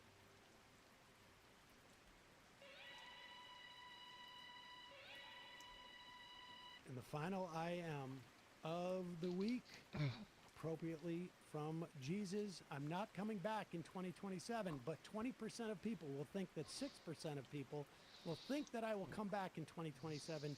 Do with that as you will. I think TMR's wrapping up and I'm good. Don't really feel like listening to the sign-off stuff. Yeah.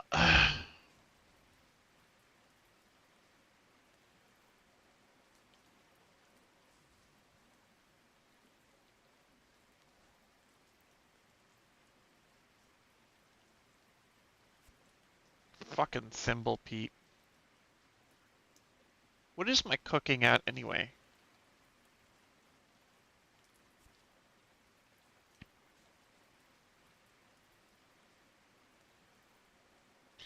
I'm almost at 25 for gardening, which is good. Cooking. Cooking's at 14. This fruit recipe is level 20. Unfucking believable.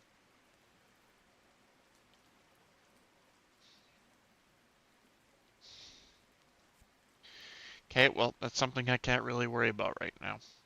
Nope. The gardening I could do, and gathering some fruits I could do. Yeah. I could do that. Yeah. Absolutely. I have 2 slots free. This is not going to go well, but here we are.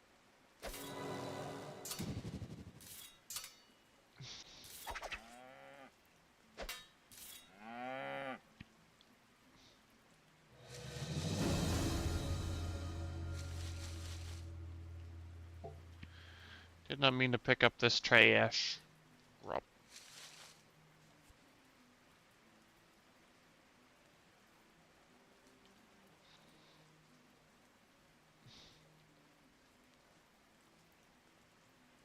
Mm-hmm.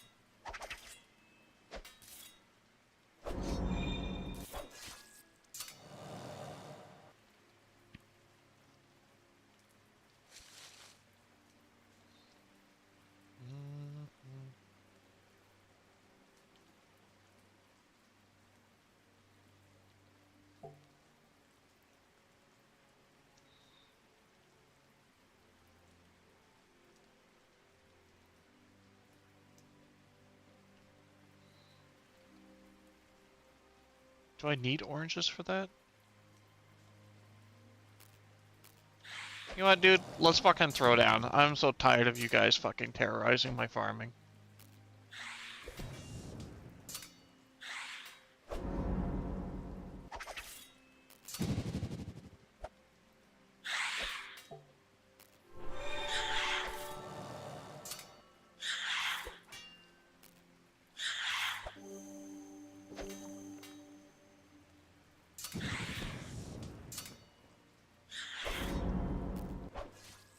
I'm gonna die here.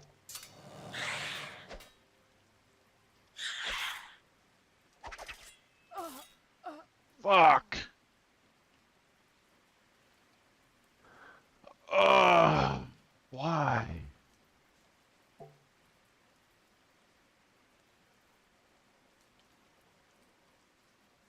Could have maybe played that a little bit better, yeah? Spread out my potions a little bit more? Add more potions? Yeah.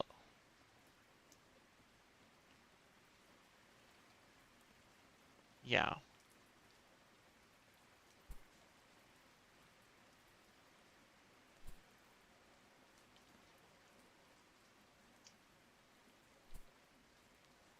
Hmm. Yeah. This is all notifications I don't need. Yeah, all that's done. Yeah.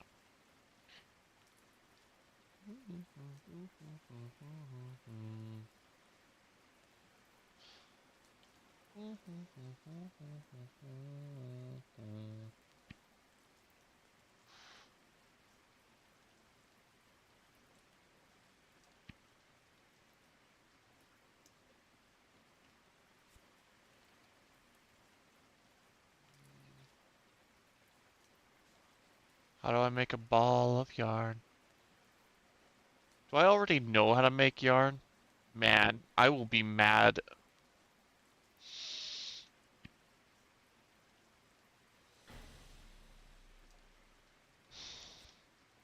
I think I might be able to make yarn.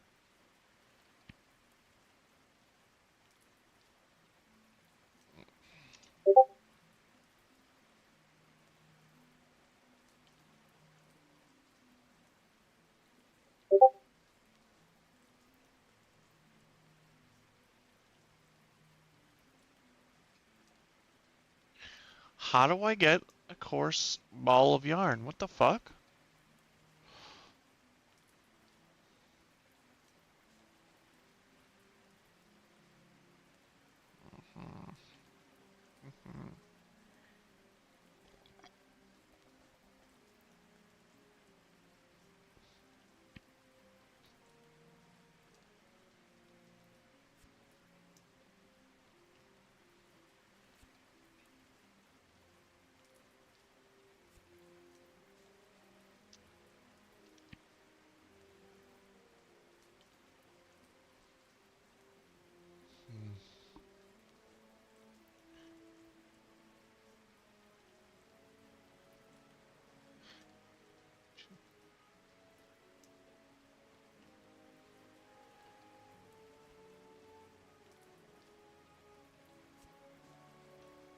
Hmm.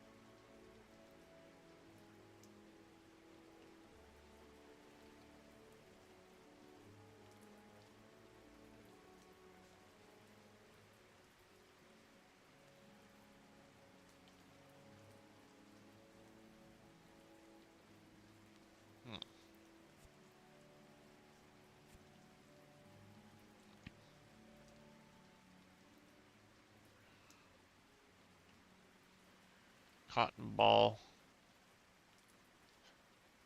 I just don't know how to make a cotton.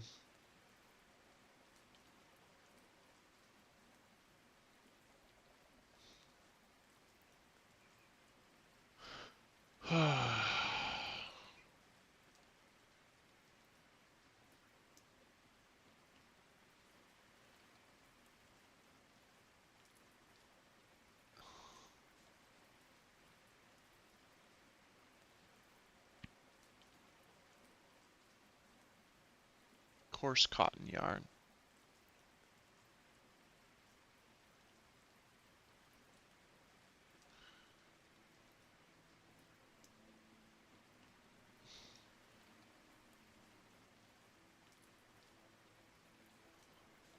Textile creation.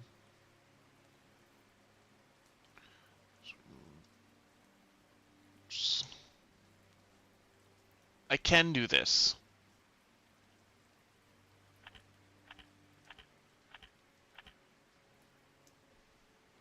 Of course I can.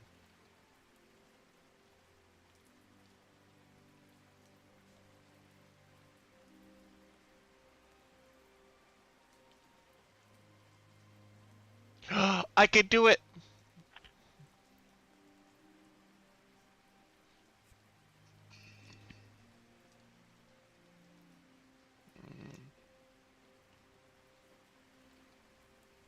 I just need salt. I just need some salt, and I can make some butter.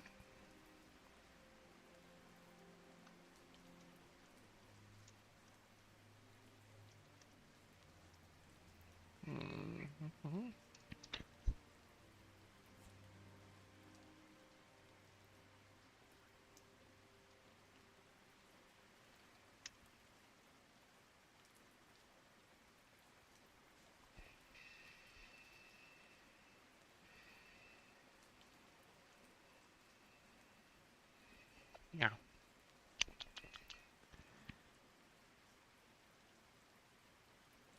Oh, fair enough. Yep, fair enough.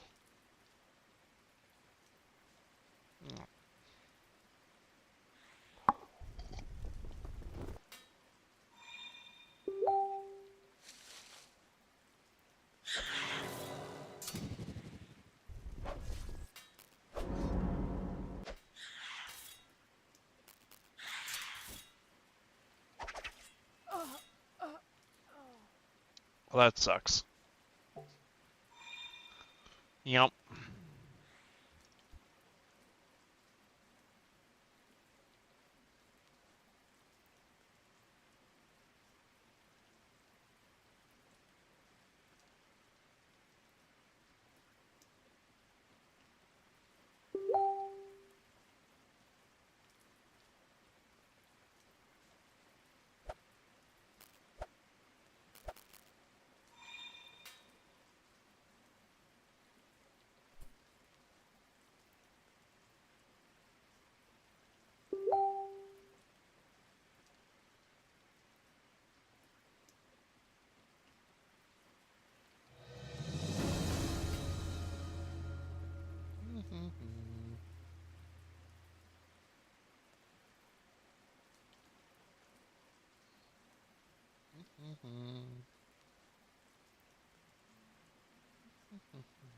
Yeah, maybe.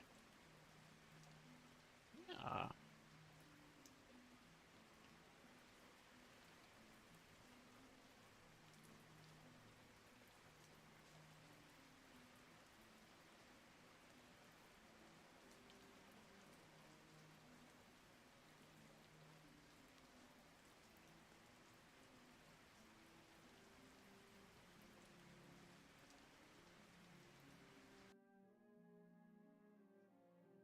Yeah?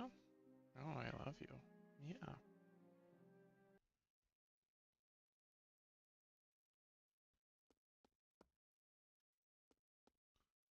Huh. Okay. Yeah.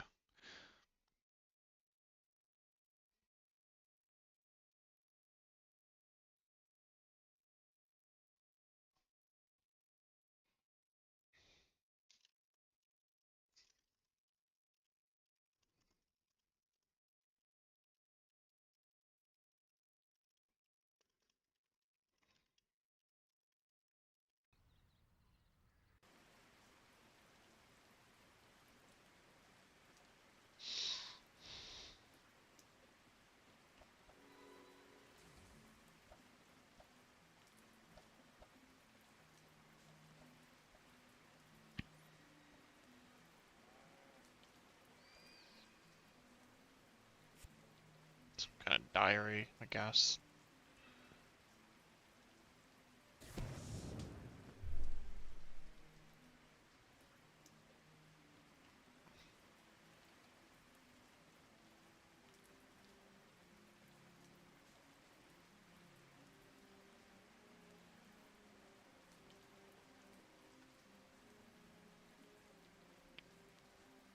Yeah, my fat loaf.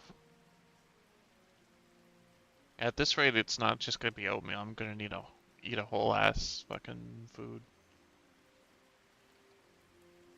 Oh.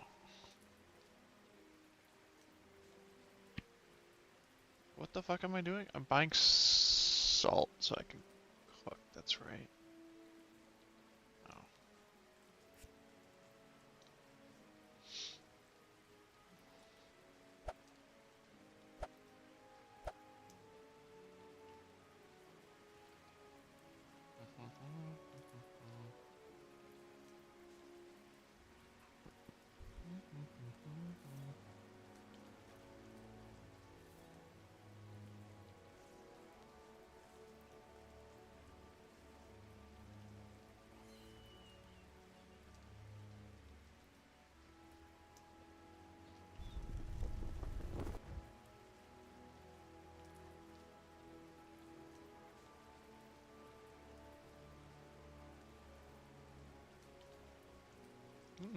Yeah. Oh, I do love you. Yeah. Yes, I love you. Yeah. You're my baby. Yeah. Yeah. Oh, you want the attention? Yeah. Oh, I could be convinced to give you smooches. Yeah, I could be. Maybe. Possibly. Maybe. Yep.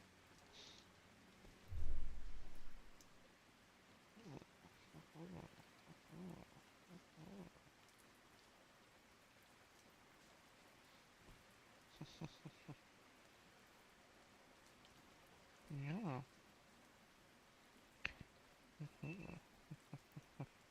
Yeah.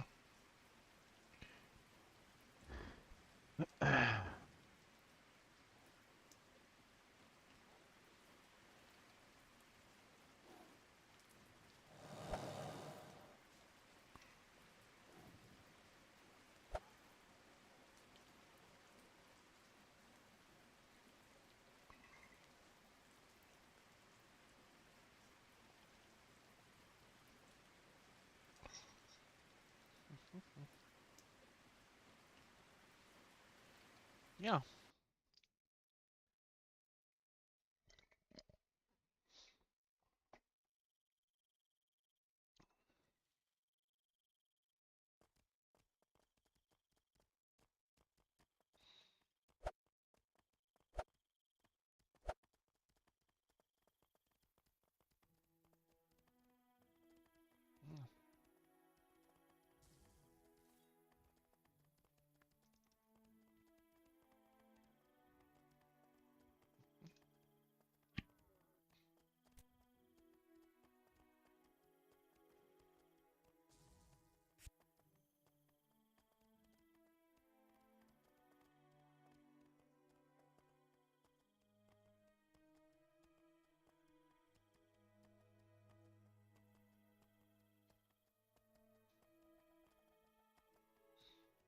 Yeah.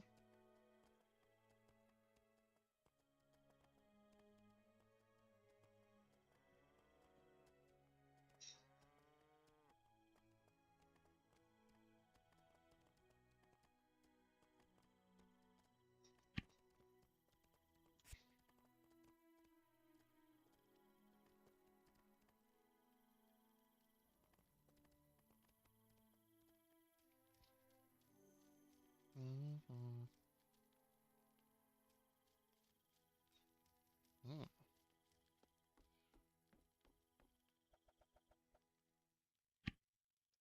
Ugh.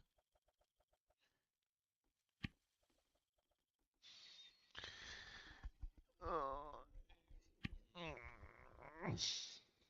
Yeah.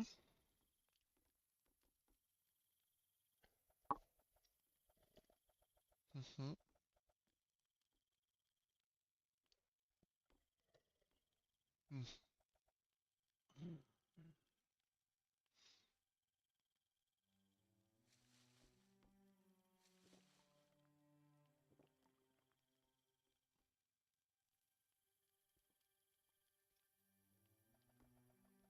I have storage in there. Why am I not using it? What the fuck?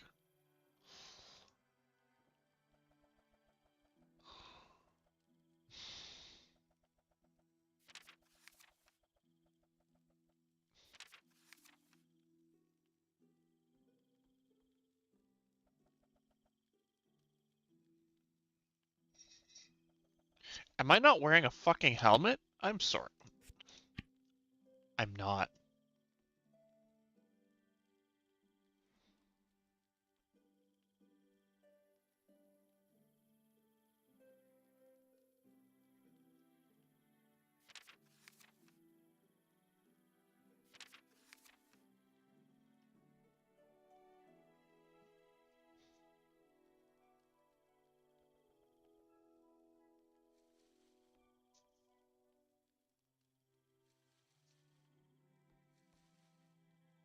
That one's gonna happen soon. This one's shield level. Yep. Yeah, level 30. Oh,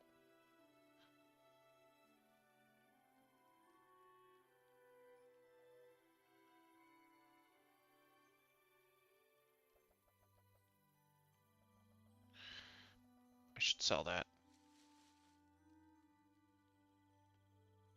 Shield level 20. This should go in here. What do you mean that won't? Oh. Okay.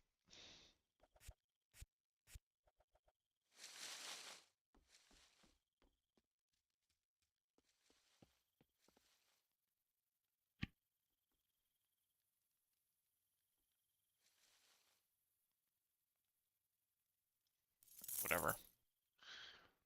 And you will not buy that other thing that I wanted to sell. I don't remember.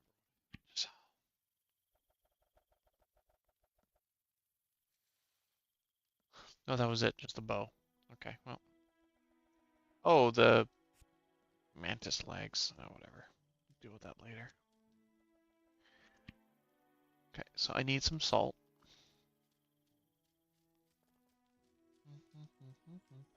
I can't believe I tried those. I don't know why I didn't fucking equip my helmet back, man.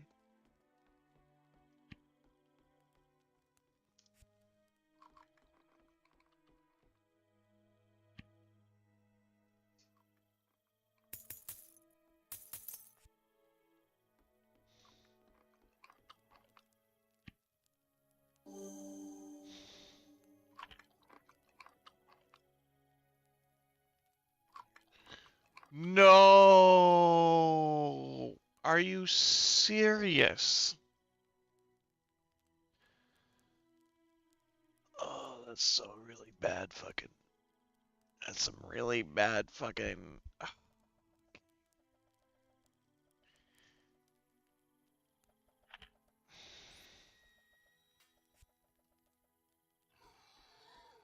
I need more milk. Who sells milk? I know there's someone who sells milk. Please, come on. I'm gonna look it up. Milk.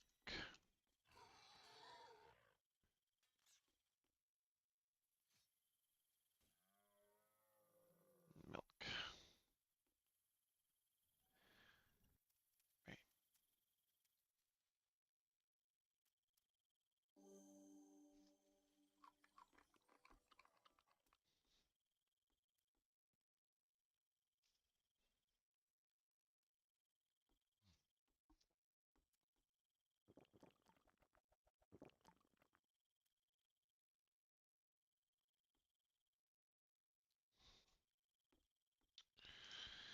Well, that's butts.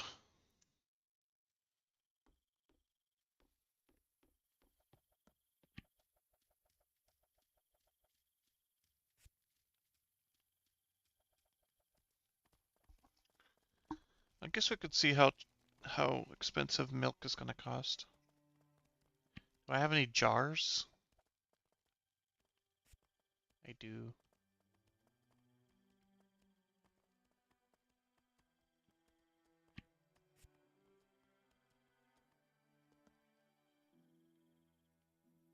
Yeah, I'll take that.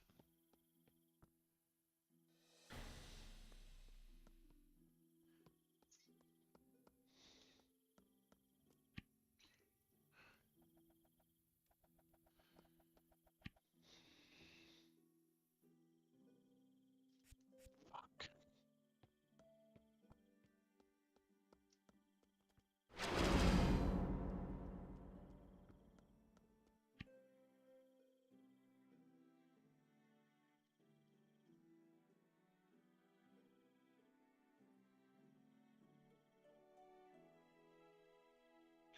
C26.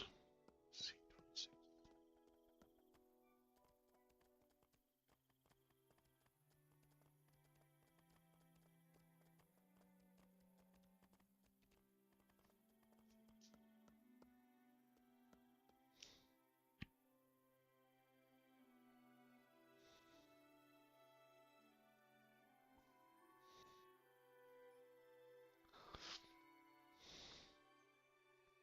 $300 fucking.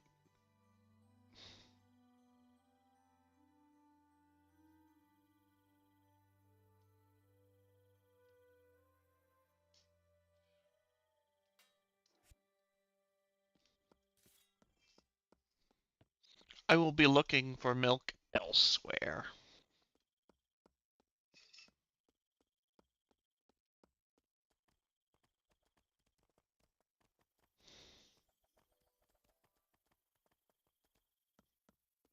I'm lost. No, it's this way. Yeah, my BB? Yeah. You are my BB. Yeah. What you doing? Yeah, you're expecting that time of the day. Yeah, I could tell. Yeah, you don't hide it very well. Mm-mm. Nope, you don't. Nope. Wow, Intel is live talking about their new processor, but no one cares.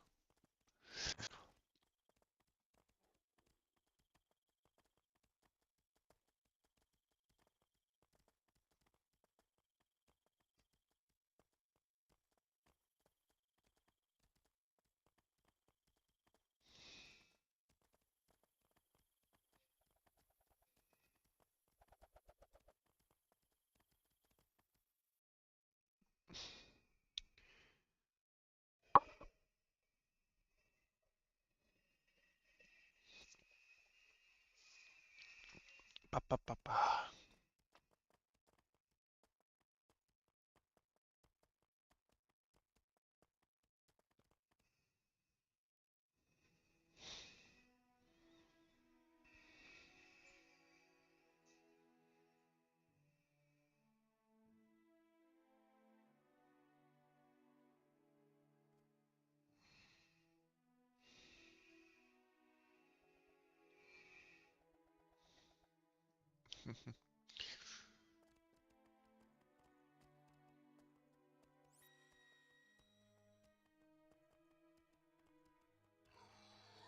Hmm.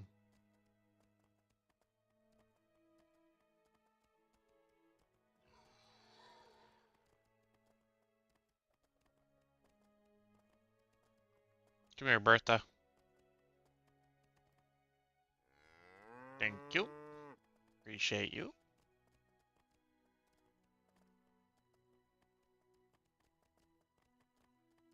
Penelope.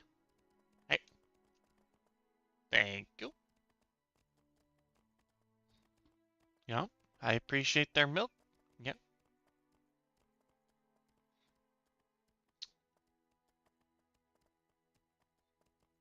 Yeah. Hmm. Inventory. Got 12 slots free. Not worried about a thing. You all ready?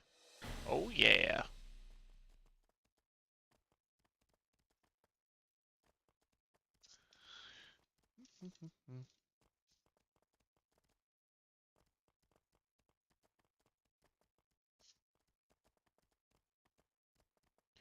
Uh, what was I doing? Oh, I needed to talk to Falcon. Okay, well. Thank you.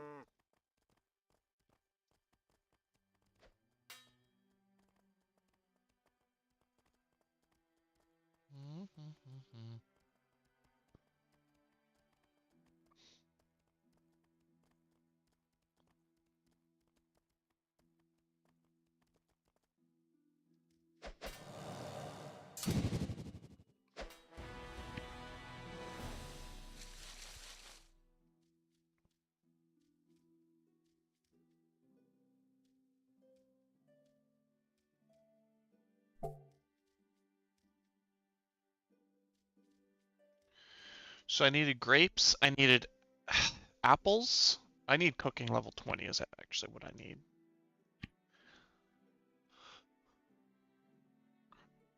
Okay. Okay.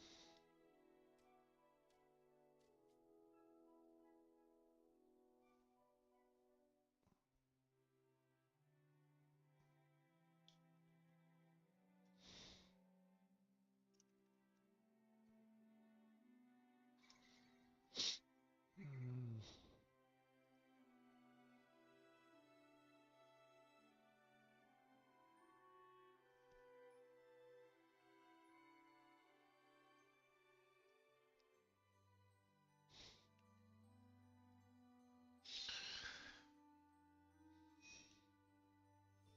Oh, crunch. Okay. So I need to get gardening up, right? Gardening. So I need to get gardening up, and that's gonna take beets.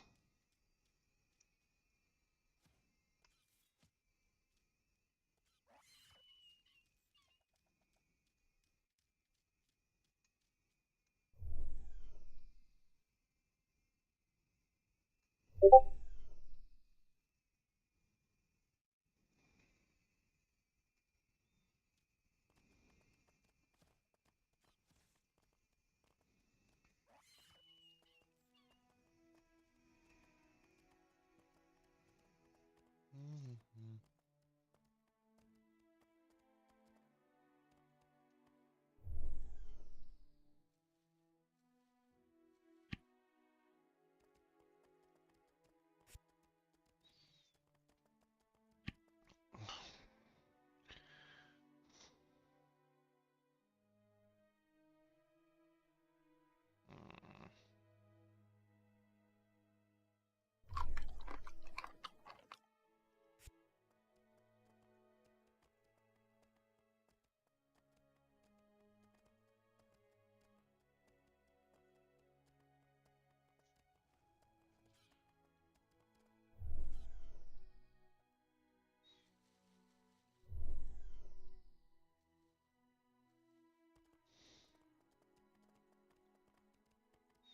So fruit cocktail.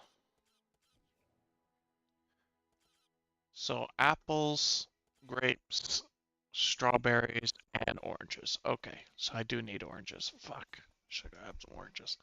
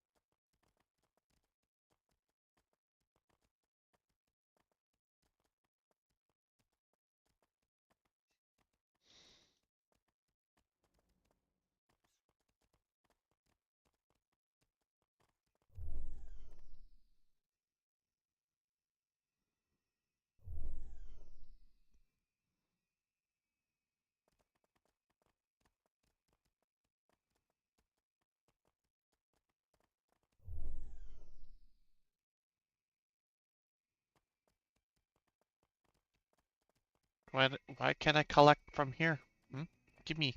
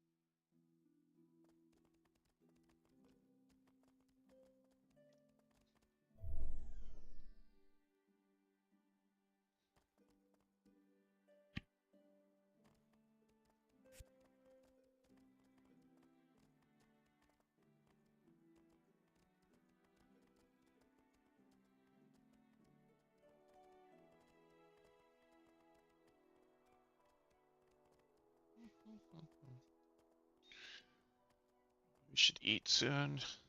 Yep.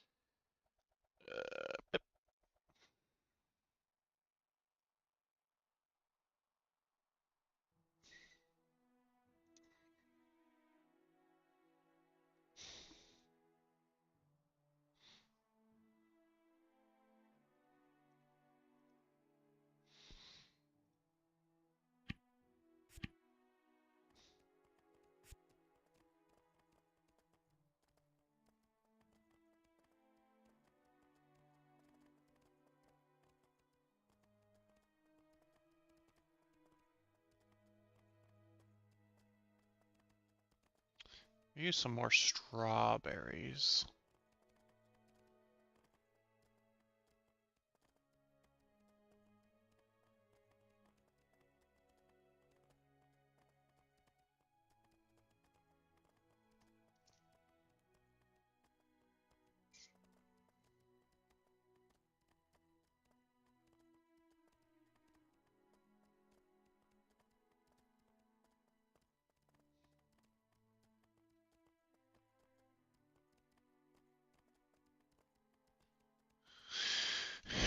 Yeah, might as well go this way.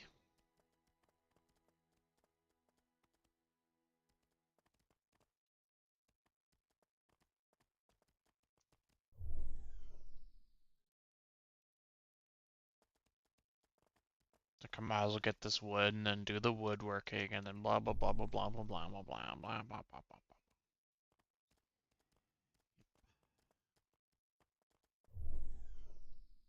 What I really need to do is get a lot of seeds and just fucking farm everything I can. That whole hour buff potion that I have. That's what I should do.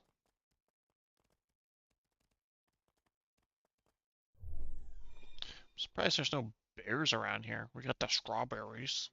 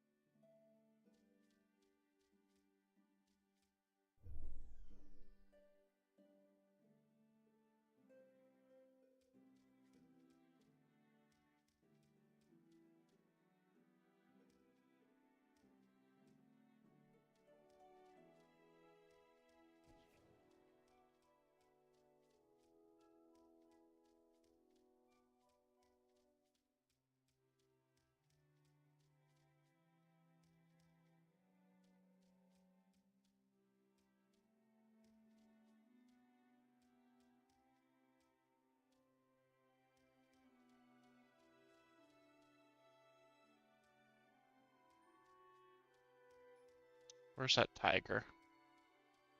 Yeah, where is that tiger?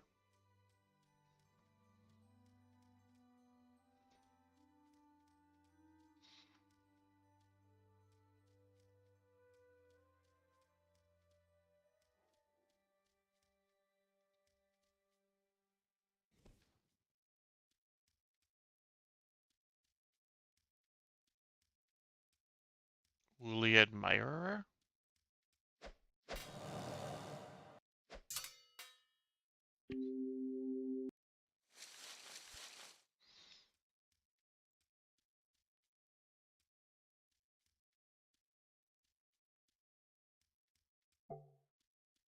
Mhm.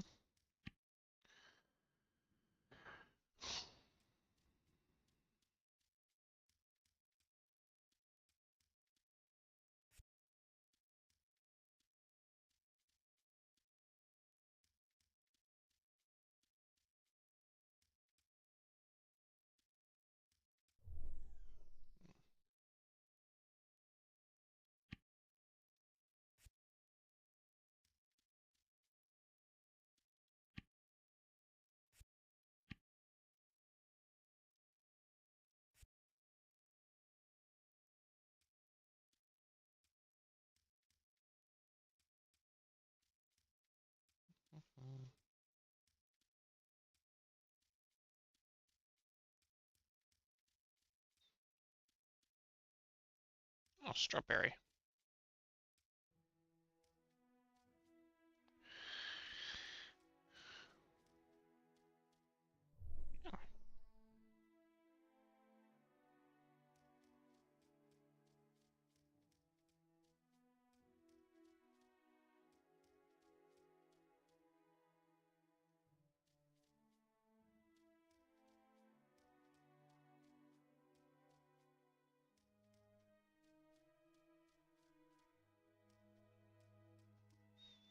Yeah, baby.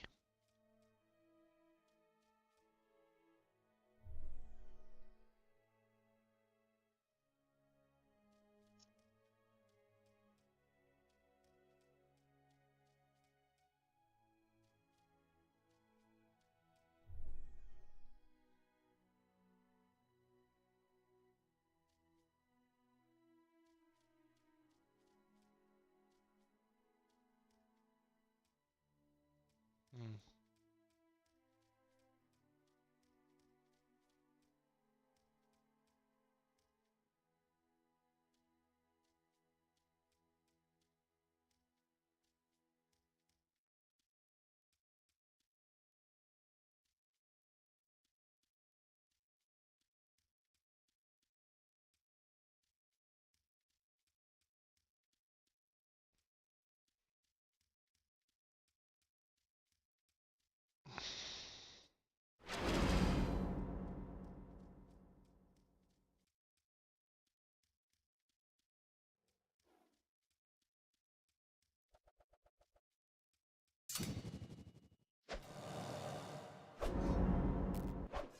Oh, that's not great.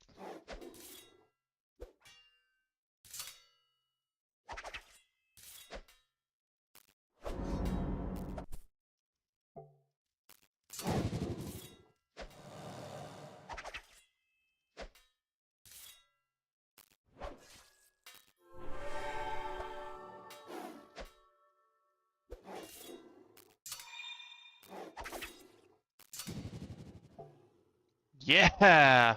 What's this?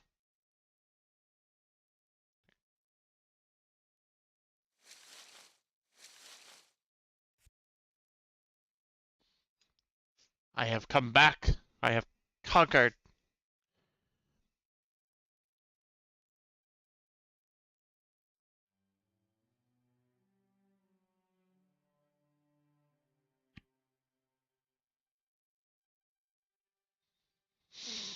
Crude evasion shirt.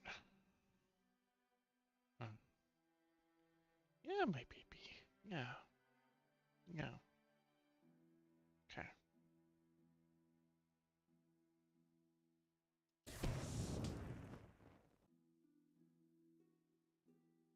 Yeah, I gotta go back to Cerebral.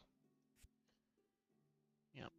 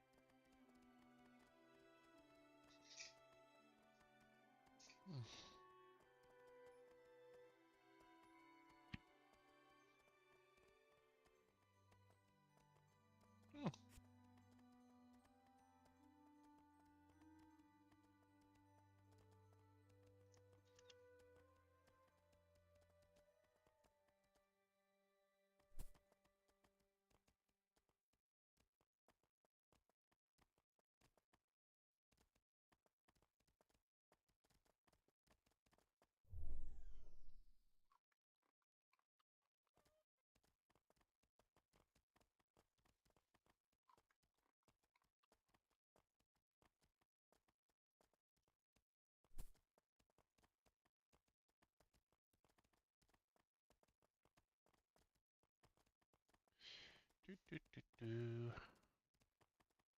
Yep.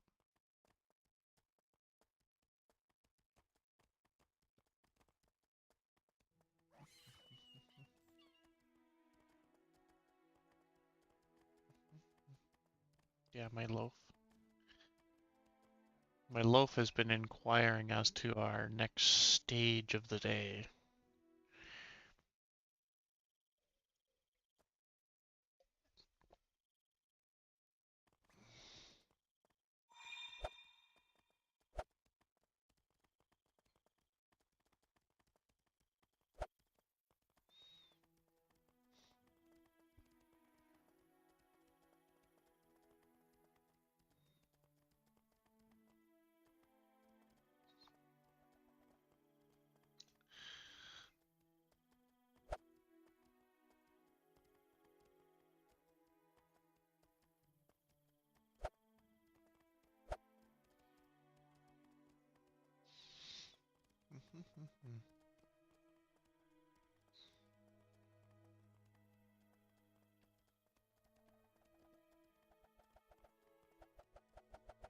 My eye just did a little twitch.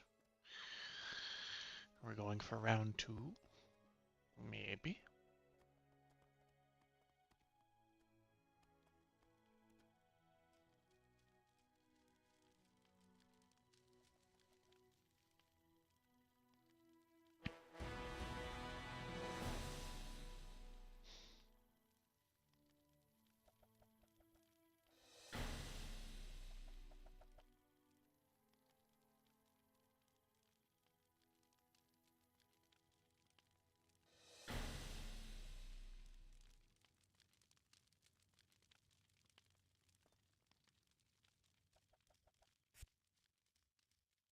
Hmm.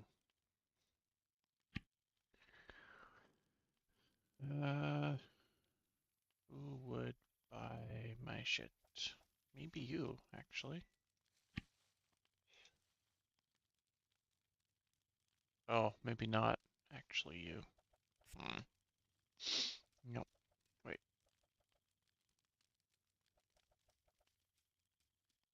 Yes, my baby. I love you. You're my baby. I love you. Yeah. Yeah. Yeah.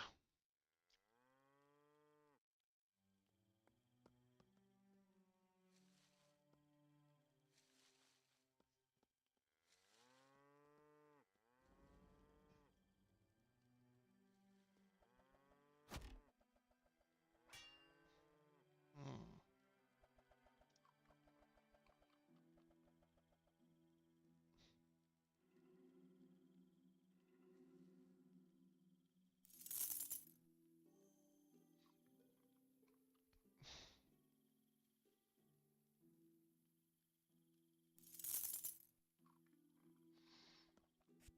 Okay.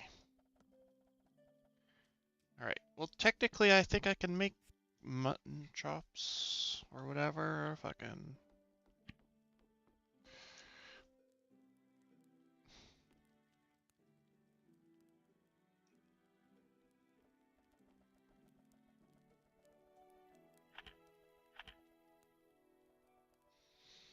Cool. A lot of butter. Cool.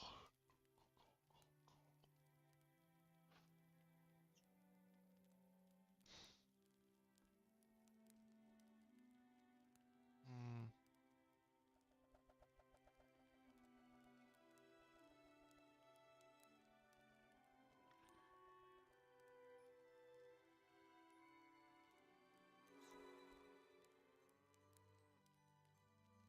Lamb chops, and what else?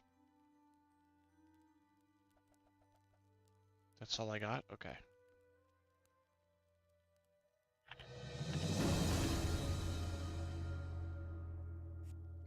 Hold up, hold up.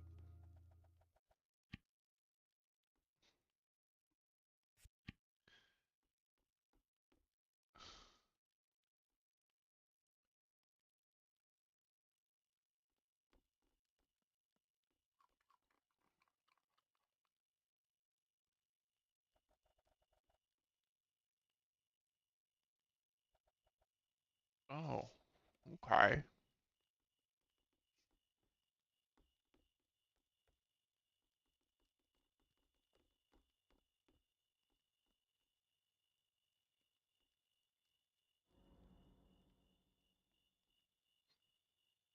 Five more levels,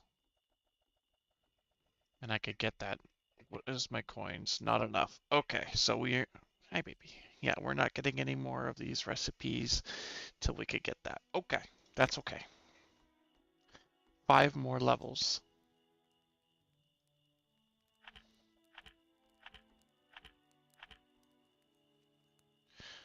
Oh, that didn't do as much XP as I wanted. Yeah.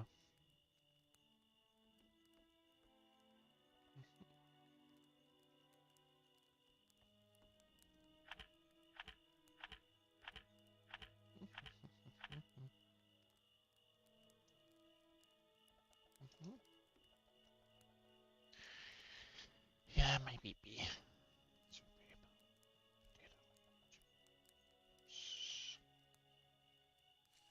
Perfectly baked potato. Honey ham.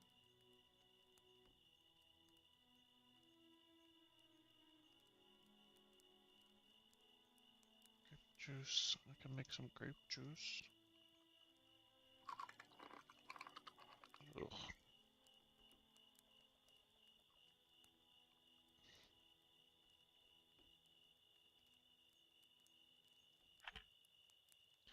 $18 XP. 18 XP. And the... Where is it?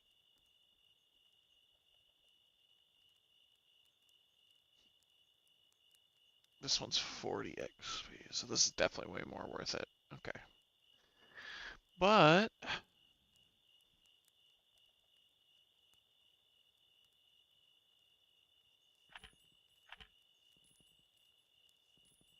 Need water.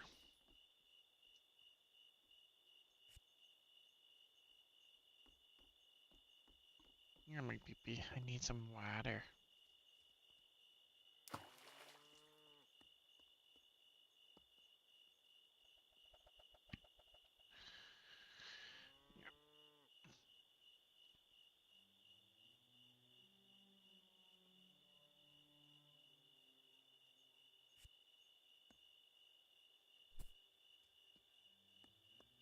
Yep.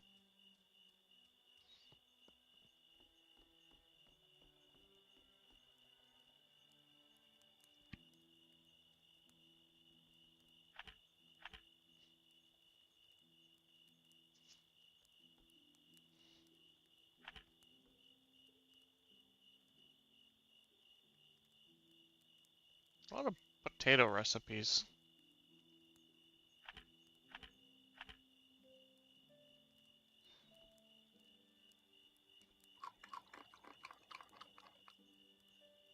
Flatbread.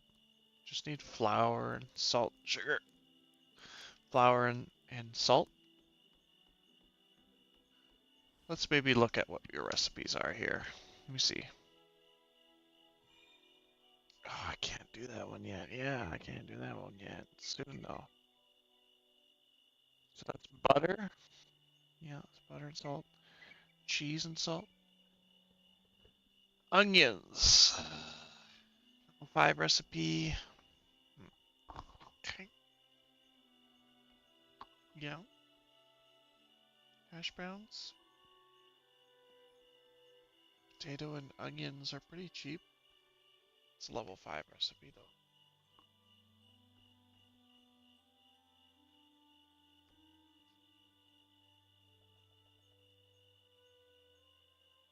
Yeah, it's 5 more skill in cooking, but my butter secret? Wait, my butter secret. My butter secret. Obtain recipe. Oh, okay. That's that recipe I didn't get. Yeah, I should actually tag that recipe.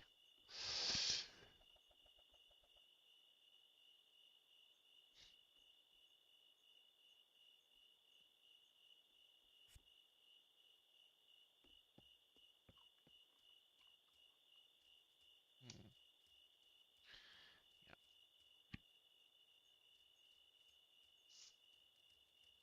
yeah, what you doing, baby? Hmm? What you doing? Hmm? What are you doing?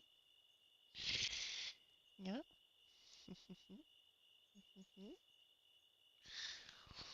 You got some really good looking poops today. I'm not gonna lie. I'm pretty excited about that. Yeah, look at these poops. Hmm? These are, they don't smell like anything. They look pretty good. Pretty good consistency. They could get a little more tacky. Yeah, yeah. What are you doing? Are you exploring? Yeah, yeah.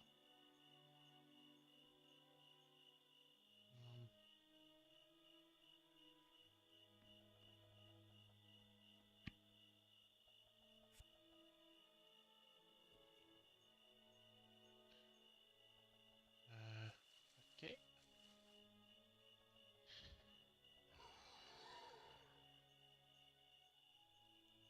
Hmm.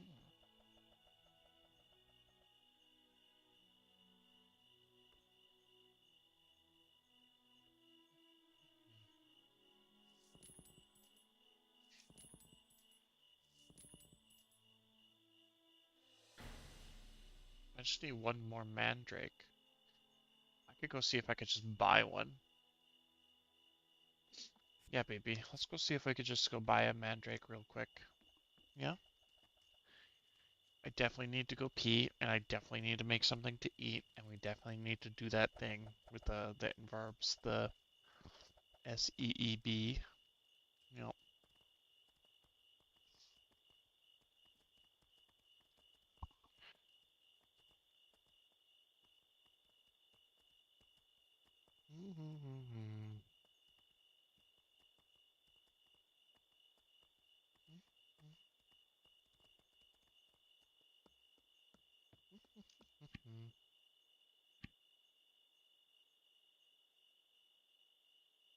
Oh, well, fuck me then.